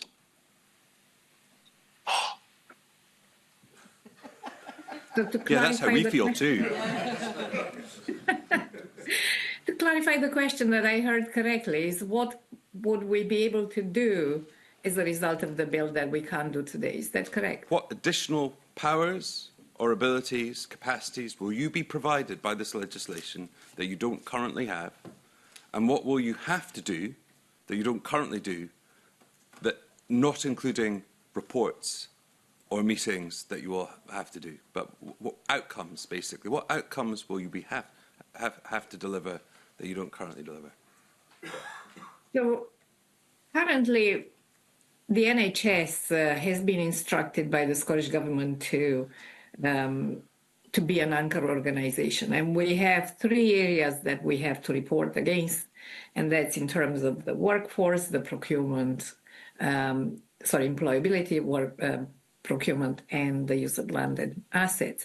In terms of the future bill and how it's going to operate, probably we'll simply legislate what we currently already do with partners, particularly local authorities and the wider partners through community planning partnerships, to demonstrate how we promote community wealth building. But we already have quite a lot of activity. Probably in the future, in my view, it would be the formal plans that we would have to carry out with partners that would have to happen as a result of the bill. And there might be additional elements that we would have to carry out. So you're saying you're already carrying out the work. You probably already have the plans. So it might just be that you have to retitle them. Is that what you're saying? So as an anchor organisation, yes, we do have the plans. We're working closely to a framework that we agreed with Scottish Government colleagues. We are participants in the Glasgow City region, working with 8 local authorities to help work together and produce those plans we have. And you're already doing that. Great. Jackie Taylor, if I could ask you the same question. What will you be able to do that you can't currently do, and what will you have to do that you're not already doing? Well, morning, everybody.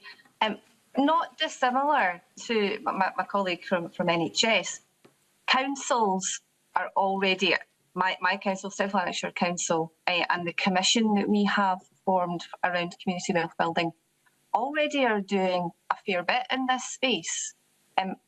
That said, we are very supportive of this legislation and this bill, because what this will do is, perhaps for others that are perhaps not as advanced or not as engaged in community wealth building, it will provide that added push to get involved and make sure that we are across the country we're taking forward the need to build wealth in communities. I think having that wider responsibility, that statutory footing behind this, means that we can get that benefit wider across the country. I would point out, though, that as is mentioned in the financial memorandum for this bill, the responsibilities on councils to take this forward does have a resourcing and financial implication. So I would expect, as well as the benefits that we're seeing just now from community wealth building and the commission that we have, there is probably likely to be more administrative burden on councils and partners to take this forward. And that will depend on how advanced each area's work is at the moment. So whilst absolutely I'm not trying to get this into a negative space already, I do believe that there probably will be that responsibility on councils to take this forward, and that resourcing and financial responsibility with that. Great. Jane Martin. Thank you very much. Obviously, Scottish Enterprise is a national agency with international reach, so actually thinking about our delivery in local economies is sometimes quite challenging for us. At the moment, we obviously work as part, we've got statutory responsibility around community planning partnerships. They are inconsistent in terms of discussions and plans around the local economy, to be honest. We also work very well, I think, across a number of regional economic partnerships where we think about how we exploit opportunities with local government and other partners on the ground. So there's a lot here that we already do, to answer your question. What will be different is that we will be compelled and will have to work harder at that translation to actually be accountable for specific outcomes locally, ideally regionally, which we might go on to talk about with our partners on the ground. So conceptually we do a lot of this. I don't think at the moment there's anything anyone has a statutory responsibility, including local government actually, around that local economy. So this will give us this will give us that. The challenge will be on execution, the guidelines, ensuring it's proportionate, all that kind of thing going forward. If I could just ask you a brief follow-up question. I mean, so you're going to have to undertake additional activities and additional coordination. There's already, you talked about community planning partnerships which already exist. If the Cabinet Secretary, in their letter of direction to Scottish Enterprise, said you must do these things and undertake community wealth building and coordinate, you'd have to do it, wouldn't you? Yes. Yes. Yes. Which wouldn't require legislation, would it? Because it's in the letter of direction. We do get a letter of direction. Yeah, absolutely. Yeah. What other partners in the local economic development system, though, will not have that same line of sight to ministers that we would have as an organisation. But yes, for us, yeah. Great. And that was, if I go back to Jackie Taylor, so obviously councils have to abide by quite a number of different bits of both statutory and non-statutory guidance that they have to follow. And when it's statutory guidance, councils absolutely have to follow that. That's a matter of law. So updates to guidance could deliver very similar results without necessarily this legislation if actually community wealth building was started. And indeed, might that actually provide a more holistic way of looking at it, making sure that community wealth building was thought about across all policy areas as the Scottish Government provides its statutory guidance to local authorities? Absolutely. Guidance and non-statutory guidance could and would, I assume, allow council areas and other partners to take forward the benefits of community wealth building. But at the moment, we have the ability to do that, and some areas are more advanced than others in that approach. So having this legislation, for me, puts this on a statutory footing that would ensure that it's taken forward in that way.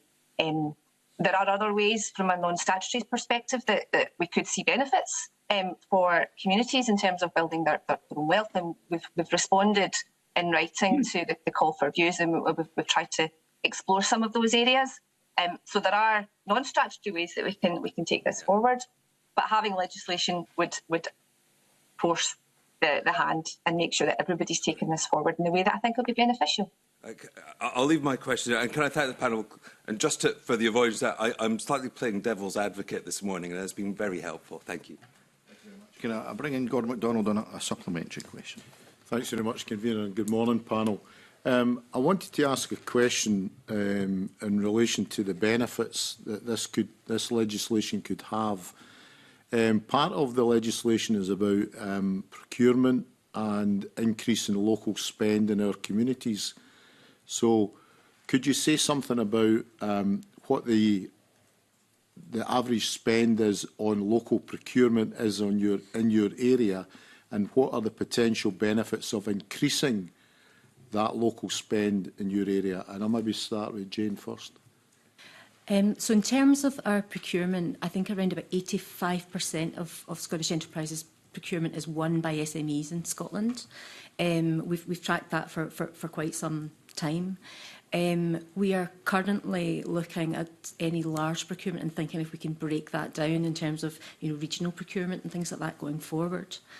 I think a potential benefit of this work could create a model where we can create much more cohesion across the public sector. So actually thinking about joining up procurement and potentially thinking about there's a challenge about whether the legislation is required for this, but potentially thinking about how we use procurement in a really innovative way, potentially to stimulate new local businesses, new social enterprises, etc. And I think there's something to be gained in public sector partners coming together on that agenda in a way that I don't think there's probably examples of where we've done it, but I don't think we do it systematically. Do you have any information about the proportion of spend there is across the listed bodies that are in the bill, and talking about local authorities, the health service and so on? Is that any work that you guys have done? No, we haven't done any work on that at all. Okay. I think the Scottish Government probably did some work on that a few years ago, looking at public procurement and public spend and how to unlock some of that. If I could come to Jackie and ask the same question, please. Yeah, picking up on something that Jane mentioned there. I don't have a percentage for how much we spend from the council's perspective in SMEs. It is probably around the figure that Jane mentioned. I can provide that to the committee later. But as Jane mentioned, this is about SMEs in Scotland, not necessarily in our local community area. And for me, community wealth building, as well as being at a kind of national level, from Scotland's perspective, this is also about South Lanarkshire for me, and making sure that we're growing the wealth in our area. So from my perspective, I think there is benefits that we can take forward in a procurement space. Again, perhaps not needed in legislation, around areas where perhaps the supplier development programme that exists can target wider suppliers, wider organisations than just council bodies. And there's ways that we can encourage and help and support smaller organisations, companies, third sector, get a space in terms of providing services to local authorities and wider public bodies. I think they will need support to do that.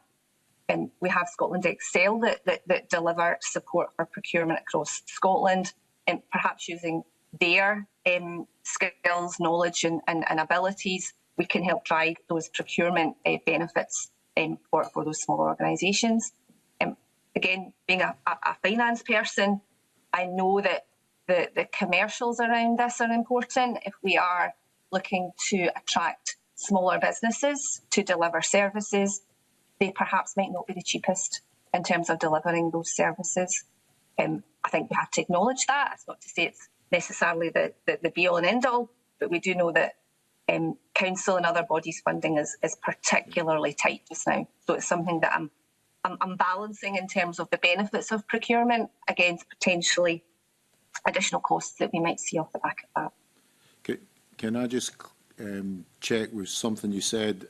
We were at North Ayrshire Council on Monday, and they've grown their local procurement from 20 to 26% over the last 5 years. Are you suggesting that you're doing substantially better at local procurement than North Ayrshire Council? Because I thought you said it was probably in line with what Jane Martin said.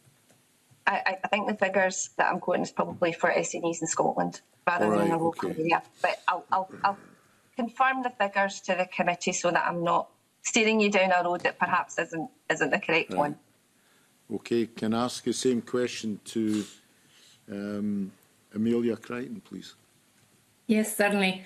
So I have mentioned the fact that we are an anchor organisation and we report regularly to Scottish Government. So quoting from the report that we have submitted, our local spend for 23-24, the last year we have figures, was £106,868,30.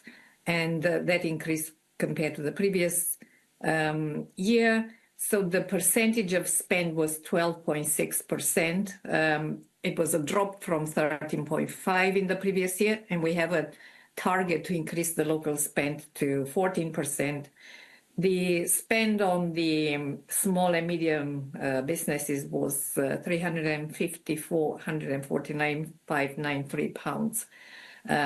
And as a percentage is 43%. In terms of the changes that the bill would bring, the bill itself will not change our procurement. However, there are changes that we could consider through the procurement legislation, that is the Procurement Reform Scotland Act 2014 and Public Contracts Scotland Regulation 215, that would enable perhaps an expansion in terms of how we contract local businesses. NHS is a major procurer of services and supplies. Therefore, I think having the legislation that is not a community wealth legislation that will enable us would be most helpful. Thanks. Just a very final point. When we were at North Ayrshire Council, part of the reason why they were able to grow the percentage spent locally from 20 to 26% was because they made more use of quick quotes within the procurement portal, and they raised the threshold to 200,000, if I picked them up correctly. What is the threshold that NHS Glasgow is using for quick quotes? I'm afraid I do not have the technical expertise in terms of thresholds for quick quotes. But doing a bit of research, it was suggesting it was 50,000. I would need to go back to the procurement colleagues. Okay, thank you very much. Can I just follow up on that point, Dr. Crichton? You make the very valid point that the legislation doesn't actually change the current procurement rules. And it's certainly been put to us by other witnesses on visits that those current procurement rules are frankly a hindrance, that there isn't enough power there in order to actually move the dial on that local spend. There's no requirement, even with the Community Wealth Building Bill, to do that because you're covered by existing procurement law. I mean, do you think there's an argument that needs to change, or do you think that it will happen? You weren't very confident that you'll definitely get a significant rise in local spend based on the current procurement laws. So do we need to look at those laws in order to, for example, strengthen community benefit requirements or look at thresholds again in order to really move the dial on local spend when it comes to procurement from the public sector? I think it's a mixture of things, and depends on what services we procure. One of my colleagues just advised me that indeed our threshold is 50k, as mentioned earlier. So apologies for not having the figure to hand. So we do need to balance the elements of ensuring that we have fair, competitive procurement, and should there be available services within the communities, there's nothing stopping us from actually procuring those services. So it's very much an issue of availability of what we require in terms of services or goods.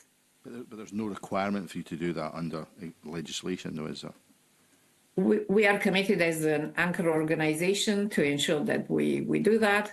We are mindful that health, and it's a byproduct of the economic kind of well-being of the community. Therefore, we're committed to procure locally as much as we can. I suppose that's the same question to Jackie Taylor at South Lanarkshire. I mean, I appreciate you're going to come back to us with what your percentage local spend is, but I mean, is there sufficient within the procurement legislation at the moment to really ensure you're going to increase that significantly once this legislation goes through, or will that still be a hindrance? Because we spoke to businesses, and North Ayrshire was a good example, because to be fair, there wasn't any tier 1 bodies there. But the challenge was, how do you then get those that win the big contracts to use local contractors? Because procurement law doesn't really allow them to really push that. Do we need to look at that law in order to enable you to handle, frankly, more contracts at a local level? Yeah, absolutely. One of the points we made in our submission was anything that can be done to help us be more flexible in terms of how we procure would be helpful. We're talking about things like quick quotes and breaking down contracts into lots potentially, so that people can access, smaller companies can access what can be really quite big contracts for local authorities, for NHS, for wider public bodies. So around spaces like quick quotes, we are still able to take decisions around what our thresholds are around quick quotes. We have expanded and made bigger our thresholds, and you can go wider on that to make things a little bit easier. We've also ensured that if we're going to quick quotes, that there are, out of 5 quick quotes that we would look for within our own local procurement rules, that at least 2 of those have to be from SME, local SMEs. So that the kind of things that perhaps don't have to be in legislation are still possible to try and encourage and improve the uptake of business coming from the local areas. So anything we can do to change procurement law that keeps, I suppose, everybody on the straight and narrow around procurement is welcomed. But there are things that we can all do about things like thresholds and around expanding our feel around quick quotes and making sure that we are getting specifically quotes from local bodies. And I suppose from a Scottish enterprise point of view, I appreciate you're a national body, so but I don't know if you've got a perspective or a view on the current procurement thresholds and community benefit requirements. Do you think those are a hindrance to community wealth building? Is that something you come across when you're working with local businesses? So it is very relevant to Scottish Enterprise in terms of our procurement. We actually ask for community benefit responses in all the procurement that we do, and I think last year about 57% of those contracts actually had a whole range of different community benefits in it. And actually, if I can just correct the figure I gave you earlier, I've just checked, it's 78% of our suppliers last year. It was 85% before, so it's always around about 80%. We have heard from all kinds of businesses, and particularly small businesses, about their, I mean, you'll have heard it yourselves, about their challenges in getting public procurement. We need to strike a balance between procurement can be a really great tool in ensuring local benefits, but we need to balance that by ensuring that it's accessible for local businesses at the same time, because they just don't have the level of resource to go through the hoops, articulate all those kind of things. So there's something for me about you know, how we work better around supply chains and things like that that you mentioned, convener, that I actually think could add a lot of value. We do it, and I know a lot of organisations just do this naturally in terms of just really thinking about the local impact. But I think looking at procurement legislation in a way to better enable that and make it transparent and clear and consistent across the system might make it much easier, actually. I was at a session just the other day with a range of different growth businesses from different parts of Scotland, younger companies, SMEs, and also people with global companies with a footprint in Scotland. And a common thing raised there was about ensuring local content. So, you know, when there's big contracts being issued by likes of MOD or others, ensuring actually that there is local content embedded in those processes in a much more systematic way. So I think there could be more that could be done. Okay. Dr. Creighton, do you want to come back in there? I see your hand raised, sorry. Yes, thank you very much. Just reflecting on the major expenditure NHS has on drugs and supplies for the healthcare itself, it's absolutely crucial that the Scottish economy produces such goods. Otherwise, there will be a limit to our ability to procure goods locally. Okay, so our own capacity. Thanks very much for that. Can I bring in the Deputy Convener? Good morning, panel. Thank you for joining us. I suppose there's a wider perspective than procurement related to this bill. And I've got a general question about how do you see things changing with a whole range of areas that would help direct monies, positive monies, to enable some of the community wealth building activities that are currently underway. I mean, how will this bill help those firm up? And what I'm thinking about, and there's a whole range of mechanisms that can be used and are probably already being used, and I accept how you answered Daniel Johnson's questions earlier, but I'm thinking, you know, like community asset transfer, compulsory purchase orders, local sector pension funds, SNIBs, an entirely different route. Is anything going to be changed that actually gets money into projects as a result of this bill? And perhaps either yourself, Jane, or Jackie, I know you mentioned the commercials earlier, could come in and give some thoughts on that. So one of the things that we already do, but actually this would make it much more explicit, and we would need to be accountable for it and report on it and ensure that it's part of these action plans, is what I would call kind of spillover benefits from foreign direct investment. So we already seek clarity around Scottish supply chain benefits and what that will look like and track it over time. We already ensure that there's introductions with local colleges and things like that to ensure that there's training and skills. And a number of larger businesses are actually doing other things in local communities in terms of giving back and that kind of thing. Voluntary groups doing things with local schools, etc., going forward. What I guess this bill would enable is making all of that visible. We would be better able to learn from best practice and examples and be able to share it more effectively. So I see an opportunity through this to make work that people are doing visible, make it much more systematic, ensure that we're learning from best practice and create a cohesion around all these different things in local areas and in regions that might allow us potentially to achieve even greater impact. And how do you know that's going to happen as a result of this bill? I don't. Right. It's going to all be in the guidance and how it's going to be delivered. Yeah. And we've got, I think there's a maturity in Scotland now across local and regional partnerships, actually. You know, we've been doing community planning for quite some time. The regional economic partnerships are evolving and maturing, and I think we are.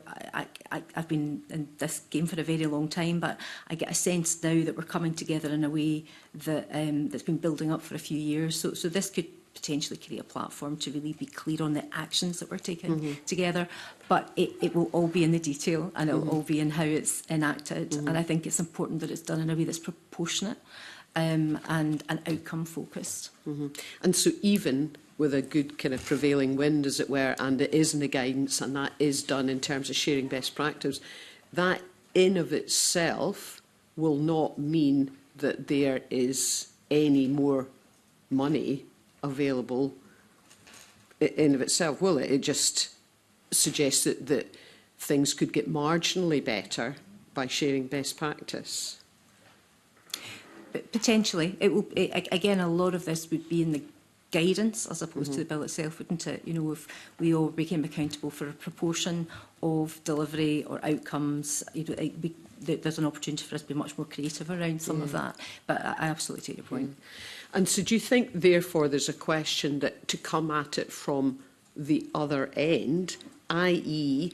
any financial mechanism that the Scottish Government can exert some control over, because that's another consideration, to look and say how could these financial mechanisms be used effectively to assist community wealth building and come at it from that direction? Have you got any sense of flipping it on its head? To be honest, that's likely to be how a national agency like us, we would approach it, as opposed to doing, almost dividing up the pie in every local area. We would probably approach it from the perspective of, this is what we see happening internationally, this is what where we understand the big strengths are in the economy. How do we translate that and work with local partners to ensure that benefit is hitting and reaching local communities? So that is likely to be how we would approach it, because the flip sides or the downside of this for an organisation like ours is that, you know, it could be 32 of these community wealth building partnerships across Scotland. I don't think that's how it's likely to work in practice, but we could invest a lot of time and resource in lots of meetings trying to get things done. And I don't think that's the spirit of the bill, to be fair, but that could be the risk. So how you've articulated is likely to be how we would approach it. And therefore, would you expect to have more kind of mention about that? You know, it's this is great. I don't think anybody's particularly objecting to what's being intended, but I'm thinking, well, how do you actually make it happen? And I'm not hearing much dialogue about how you would actually make it happen, because when you focus on the how, you probably start to derive a lot clearer set of benefits, and I feel as though there's a slight disconnect in that respect. Yeah, I think that's fair. There's something about timing, isn't there? If I think about back when community planning partnerships were rolled out, the guidance gave a structure, but actually allowed local partners to develop processes that would work for them, essentially. And as these partnerships needed to mature over time, and I think a lot, certainly from an economic perspective, a lot of it has morphed into joint working across regions with local authorities and others could get much greater bang for our buck. So I see this potentially being delivered through that route. Okay. I don't know if either of our two guests online want to come in on this point, Jackie, yourself. Oh, and I can see your hands up, Amelia. Certainly, thank you very much for the question. So our experience of developing the anchor plans encouraged us to think about areas like employability initiatives, the use of our estate like the Parkhead Hub, that has a social enterprise embedded along with the library and the community space. And one of our greatest challenges is resources, because health is focused on delivering health care. So this is an additional activity. However, having additional resources perhaps would enhance that. So our experience through the Anchor Accelerator Summit, working through the Glasgow City region, allowed us to come with initiatives like the employability, like supporting local businesses. So it might be that the bill is going to provide the resource and the ability to actually enhance the ideas we already achieved with the partners and just increase our ability to deliver on community wealth building. Okay, Jackie? Yeah, I mean, just picking up on what others have said, and I think it's positive that everybody that's participating today seem to have quite well-developed approaches to community wealth building. So it's not necessarily about having extra money in the system to do this, it's about those actions that we're all taking to make sure that the community is building its own wealth. And I don't necessarily think that, you know, the lack of funding coming into that space is a barrier to that. We have action plans within South Lanarkshire that are built on pillars such as, you know, workforce and spend and procurement that allow us to grow that wealth through things like, you know, community asset transfers around making the space and procurement work for local businesses. That said, if there is the ability to influence monies to come into this space, then having that umbrella of community wealth building on top of that can only be helpful. We had to put into our submission that perhaps if we're able to influence any national monies in some way that do have that focus, that community wealth building focus, perhaps like lottery funding, that can only be a good thing to support organisations to take forward their input into community wealth building along with anchor organisations like NHS and councils. Okay, thank you very much. Thanks, Lorna Slater. Thank you very much, Convener.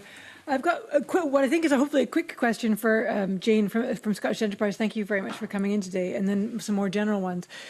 One of the things we heard from Neil McInroy, who was a witness last week, was about the intention of this bill to pivot how we support businesses. So my question for you is Scottish Enterprise ready to pivot to supporting cooperative social enterprises, employee-owned businesses? Is that part of your plan going forward? So we, as you might be familiar, we do have a small inclusive models team that actually punches way above its weight. It's kind of a national asset, and they do a mix of awareness raising, sharing those business models, promoting those business models, etc., and then working intensively with companies that are maybe moving to a cooperative model, etc. We currently don't have plans to do lots more around that. I think some of the work that Neil has been doing in the response to his report around that also talked about a centre of excellence and things like that. I think there are pockets of that resource, including for working with social enterprise across different parts of Scotland, and I think that there could be merit in joining all of that up so that it can punch above its weight and actually drive more. So we don't currently have plans around that. I think if we, as a result of working with partners around community wealth building action plans, we saw opportunities to potentially create much more of them through different mechanisms, etc. Then we could potentially at that point look to think about how we may resource that organisationally.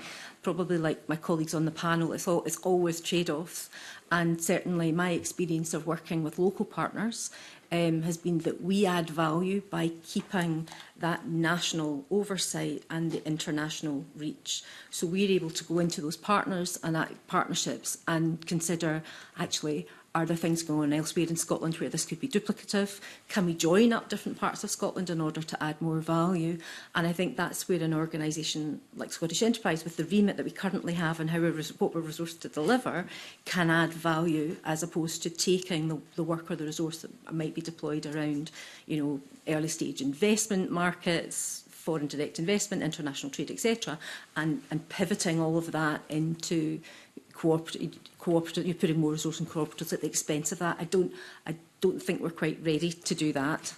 Thank you very much. So a more general question for you. The committee attended a wonderful visit in North Ayrshire on Monday this week.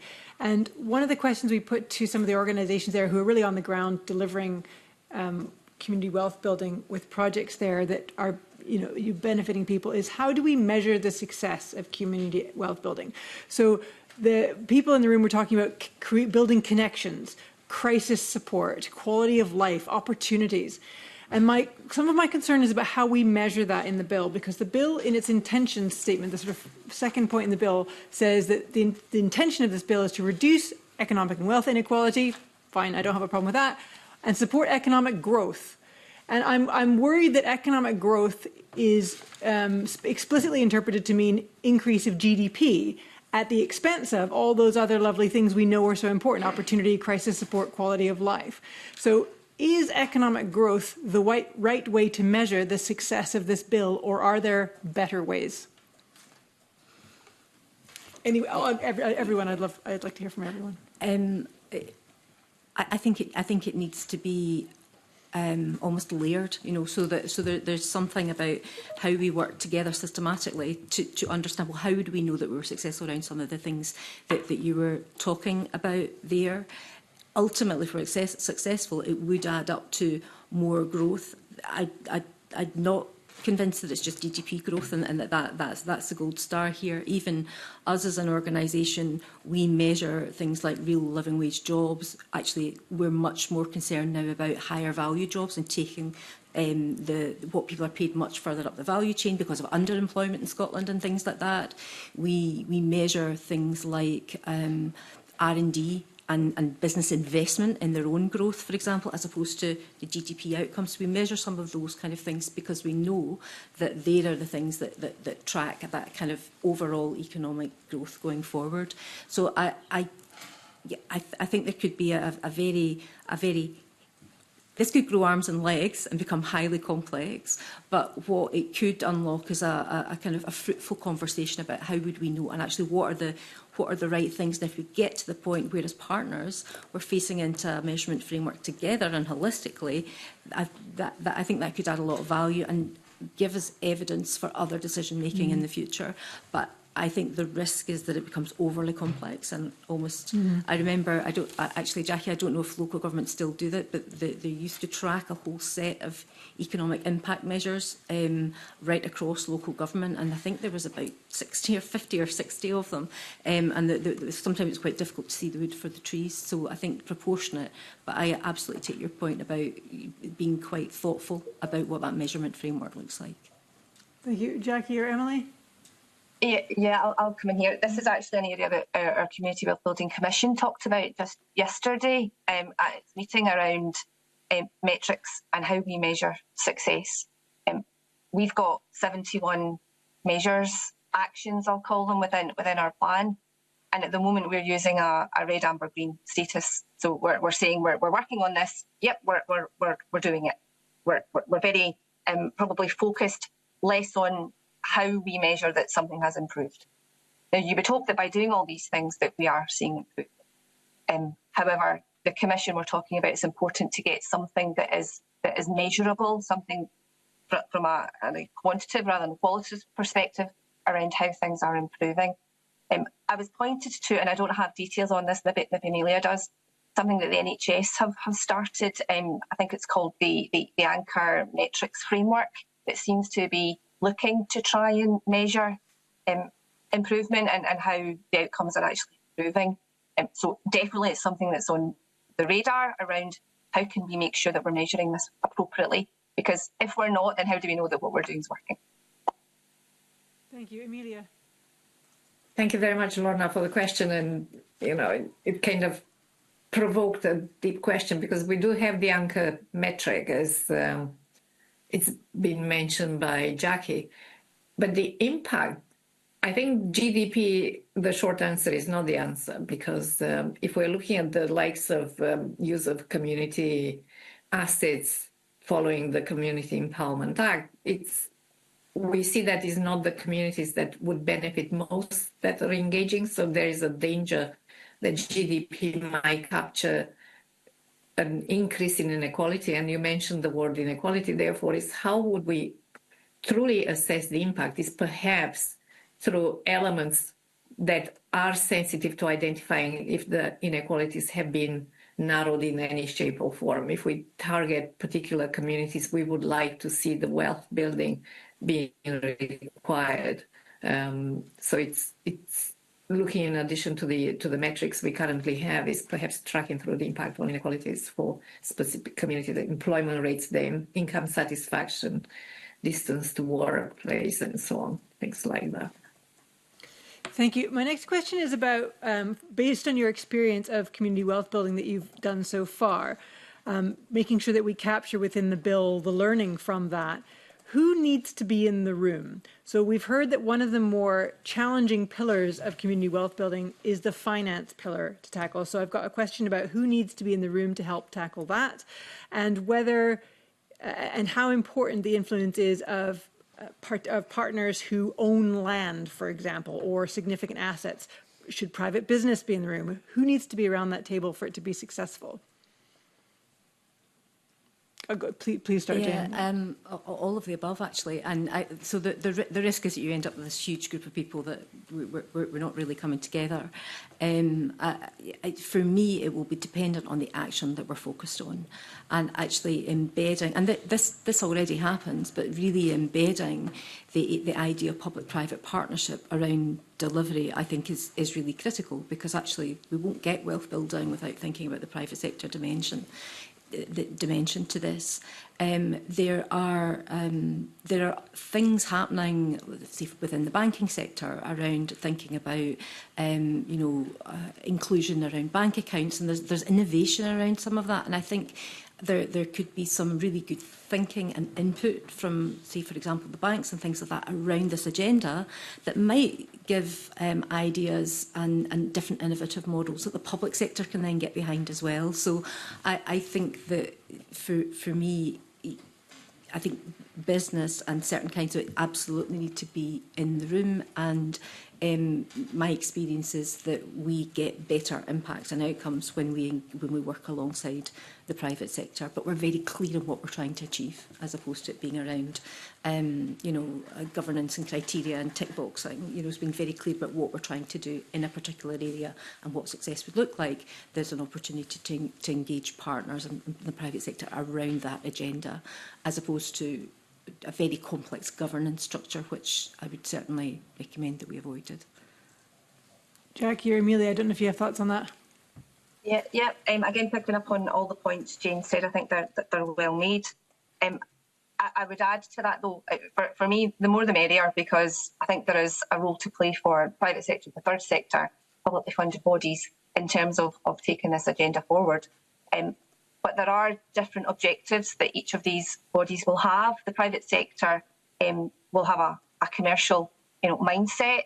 If we're thinking about things like pension funds, again, very much they will be focused on delivering outcomes for their current and future pensioners. So they will have obligations to focus on that, perhaps absolutely over community wealth building objectives.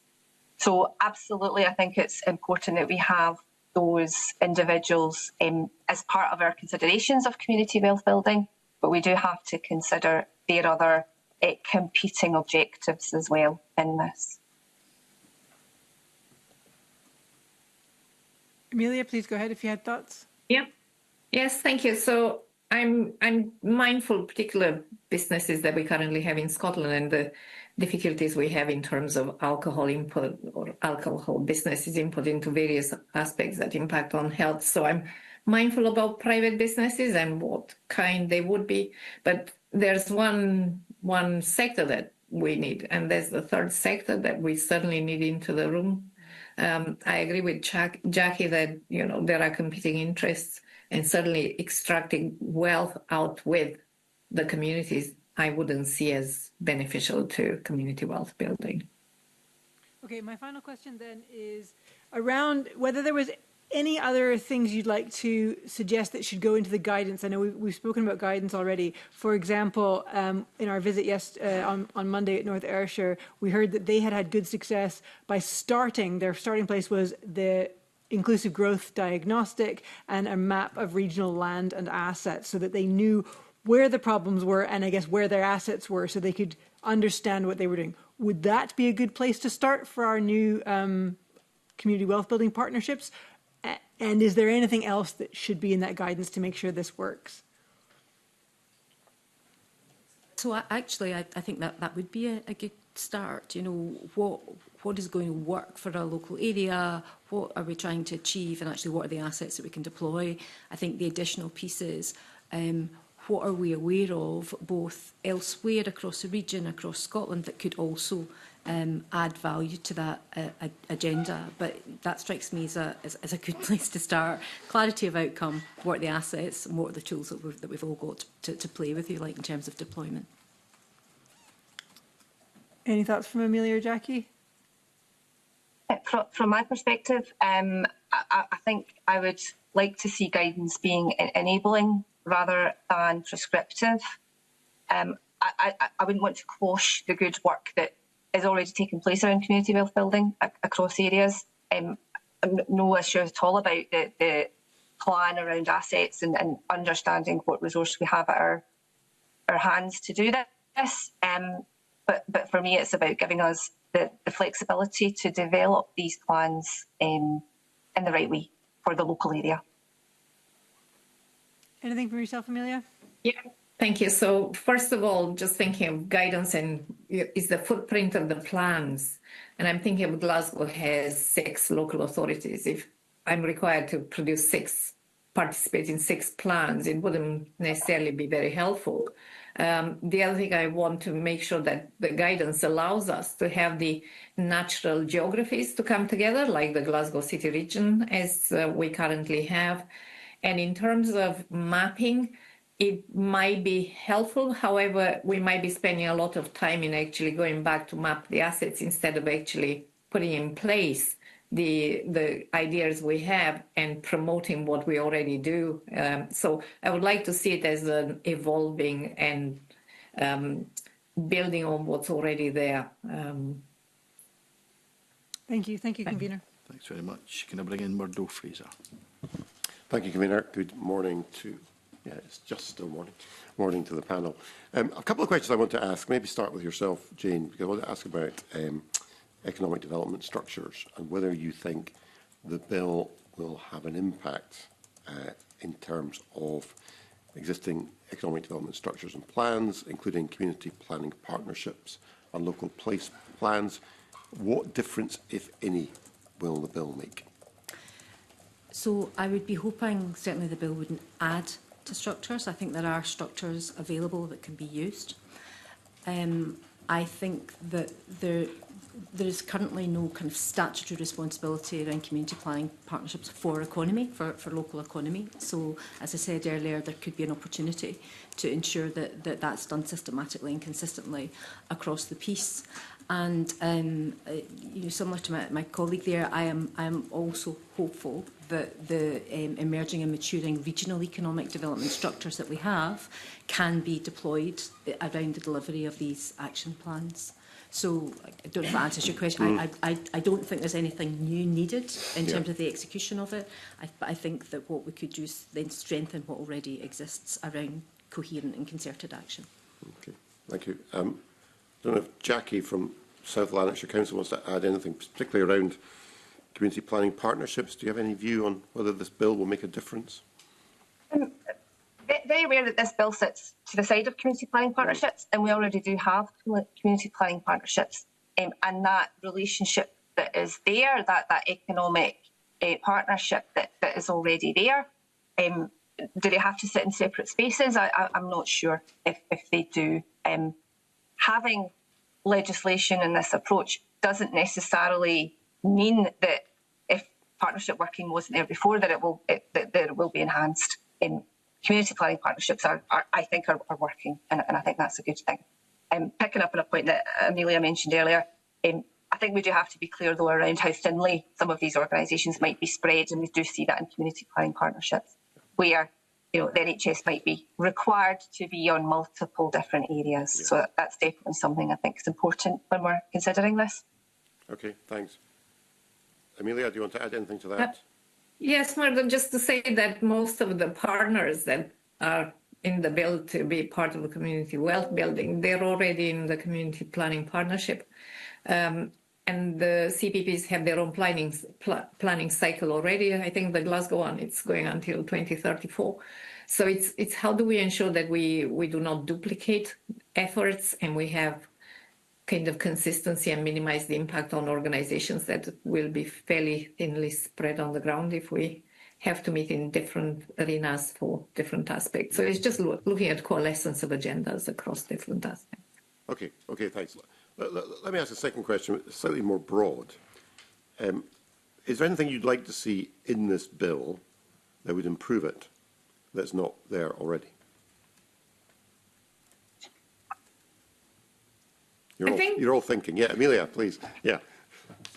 I think it's the NHS being an anchor organisation, there is a clarity of focus in terms of what we do.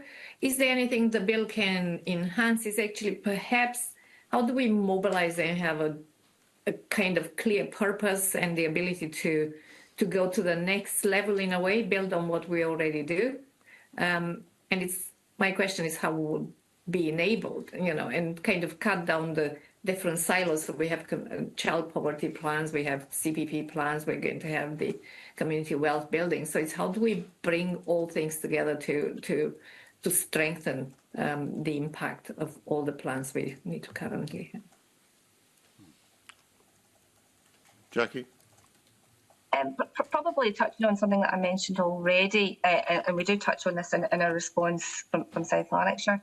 If there's anything in the bill that can help perhaps break down some of the barriers that we face perhaps around procurement, again, not an area of expertise for me, but perhaps around planning, it could see some of those barriers just be alleviated, and we can take forward anything that's currently restricting our ability to progress community wealth building. That's probably where I would go to on that one. Okay. Jane? I'm not sure I've got much to add. Actually, I agree with Jackie's points there around procurement and planning, and actually thinking about how it could be used to remove barriers. And I would certainly agree with Amelia's point about ensuring this isn't additional, and actually if something could be in the bill that actually ensures we're coalescing around all these multiple different things that we're being asked to do, and using community wealth building, which, to be frank, on the ground, that's happening quite a lot anyway, using community wealth building and particularly the action planning aspects of it as a way to bring these strands together. Okay. All right. Thank you. Thanks very much. Can I bring in Willie Coffey? Thanks very much, Convener, and good morning to everyone. My question's probably for Jackie at South Lanarkshire Council, but I would be obliged if there were any responses from our other two colleagues too. Jackie, you've heard the committee members saying we were down in Irvine in North Ayrshire on Monday, and we met some fantastic local people delivering local projects there, and some great officials and the support that they provide too. And my colleague Lorna just a moment ago mentioned this diagnostic tool that North Ayrshire had developed for themselves. I was keen to just ask you a little bit more about whether South Lanarkshire was able to do something similar. You've got a big authority to cover, and you've got communities that stretch all the way from Rutherglen away down to Biggar. And you've got East Kilbride in there, and you've got really small villages all over the place. So did you embark on, or do you intend to embark on, some kind of diagnostic process that engages with the communities at their level to understand their needs and hopes and aspirations for what community wealth building could bring to them? I'm not au fait with the diagnostic tool that you mentioned, so I couldn't comment on whether that's something that we are working towards in terms of pulling that together. What I do know is that our approach to engagement with the community is very strong. We have a strong team who is responsible for making sure that community engagement is taken forward. And you're right, we've got, as other councils will, we've got every size, shape and form of difference within our geographic area. And it's important that we recognise all of that, from affluent areas to areas of deprivation. And that's important when we're thinking about how are we going to tackle these actions that we have within our community wealth building plan. With your permission, what I can do is I can ask my colleagues in the community engagement team to see if they have considered that diagnostic tool and if that's something we could take forward. Because if that's of use and we're able to do it, then absolutely it'd be something I would encourage. We were really keen to see a copy of it, because it's something that won't appear in a bill in the Scottish Parliament. It's something that's very local and meaningful to the communities that have to deliver it, of course. One of the things we asked the community groups there was what actually makes this whole thing work. And it's not the bill that makes it work. It's the people that deliver it and drive it. It's the local officials and their enthusiasm and determination, dedication, all of that. And the enthusiasm of the local community groups that come forward to try to build and improve community wealth building. Do you see that in abundance in South Lanarkshire? And are you well placed to get that kind of marriage of meeting of minds, if you like, between officials that are determined to deliver this and community groups that are really keen to exploit it? I think absolutely in South Lanarkshire there is the visibility even of how communities play a role within what we all do. So as well as having our Community Wealth Building Commission and our action plan and our strategy towards this, very much we're focused on what the community can do for us and for themselves. We have a review just now around our relationship with the third sector, and I think that's important because they deliver a heck of a lot for communities, probably allowing the council to be able to deliver more as well, recognising the role that the third sector and community bodies play in supporting, key council services like social care, like education. They're absolutely key, and I think our elected members are particularly strong on that support. I think having that basis of support from our elected members is really important, and I would imagine that is replicated across councils in Scotland. We've recently had a big drive around community asset transfers, which is fantastic in terms of policies that councils are having to consider around, reducing the number of assets that we have, our drive to be efficient in an environment where money is tight. So what we've been able to do is, withdraw from owning physical assets, but have the community take those on through community asset transfers to continue to deliver a space for the community to access. We've had presentations from organisations at our Community Wealth Building Commission that have sung the praises of the ability to be able to do that. So working in partnership with these communities is absolutely key to driving this forward. And you're absolutely right. If the groups that are on the ground, they know how to make a difference. They are making a difference. This isn't all about 15 pages of actions here. This is about getting them involved and I suppose hearing from them around where they want to go and where we have to support them. And I think picking up a lot of what we've talked about today about maybe enabling things to happen, maybe through procurement regulation and maybe through planning regulation, I think that can help them, regardless of whether we're calling it a Community Wealth Building Action Plan or not. I think that's important. Okay. Thank you, Jackie. Dr Crichton, I see your hand up there. Yes, thank you very much. And in addition to what my colleagues mentioned, so we do know our communities in terms of their wealth. We had action plans through community planning for a very long time. But one thing we wonder if it could be improved through the bill is the coordination of grants that come from the Scottish Government, because, we have examples of grants, coming from 9 different sources. And for poor communities, that make a huge kind of impact in terms of their ability to spend money and generate wealth. So that's the one thing we would ask if possible. Thanks. Thank you, Dr Crichton. Jane, I wonder if I could just finally ask you, Scottish Enterprise, what role do you see? It's a bit like Daniel's question, really, in the community wealth building process. How do you see yourself, say, working with South Lanarkshire Council to grow and develop the whole principles behind community wealth building? So I see us as being kind of an active and constructive partner. We do rely heavily on our colleagues in local authorities to kind of bring us in as appropriate. We just don't have the bandwidth to be involved in every community conversation. And actually, unlike our colleagues in Highlands and Islands Enterprise and South of Scotland Enterprise, we actually don't have a community remit as an organisation. But I think the way I would describe it is, we would actively lean in to these conversations and, very up for being challenged and accountable for how we ensure that the work that we're delivering as an organisation creates a win-win, so how we ensure that what we do is additive and going in the same direction as opposed to off to the side. And those are the conversations that we're already very active in with kind of regional economic partnerships and community planning partnerships and things like that going forward. So that's really what we would be doing. Okay. Many thanks for that. Thank you. Convener. Thanks very much, Willie. I suppose a final question. It's not quite Dragon's Den, but it's a chance to pitch.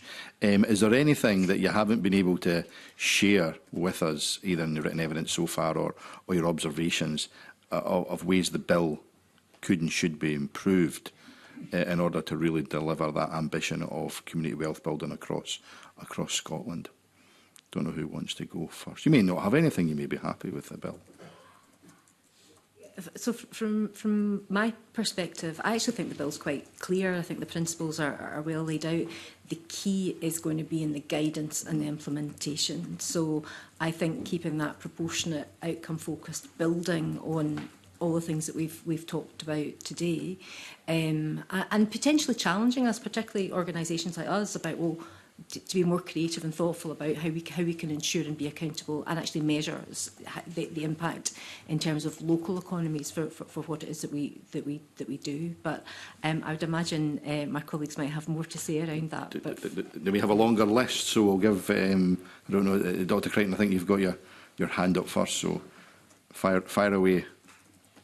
Well, I was asked to make sure that there is resource to deliver whatever is required, because we do not divert from the core business we currently have, but also we would like to have the facility to increase wealth in our communities, because that is the answer to addressing inequalities in health ultimately. Thanks. Absolutely. I see Jackie ticking that resources one off her list, but I'm sure she's got others. Absolutely. So it's always good when others have come in with the same ideas as us. Very much, I think that the devil will be in the detail here, and I think we've all had a good opportunity to feed in some of the areas where we might be able to see benefits through that. Absolutely, you know, when times are tight, you know, having the resource to deliver something that's good like this is important.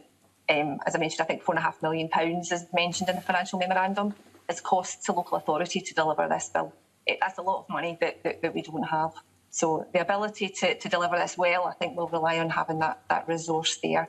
And I think it's also to recognise, you know, even out with local authorities' responsibility on this, those partners that we want to make sure are involved in this, they will have resourcing restrictions as well. So it's important to recognise that in order for us to take this forward.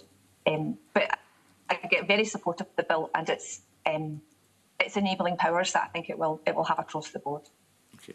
Thank you so much indeed for that. Final words. Thank you to all our panel for joining us today, and I'll suspend the meeting and move into private session. Thank you.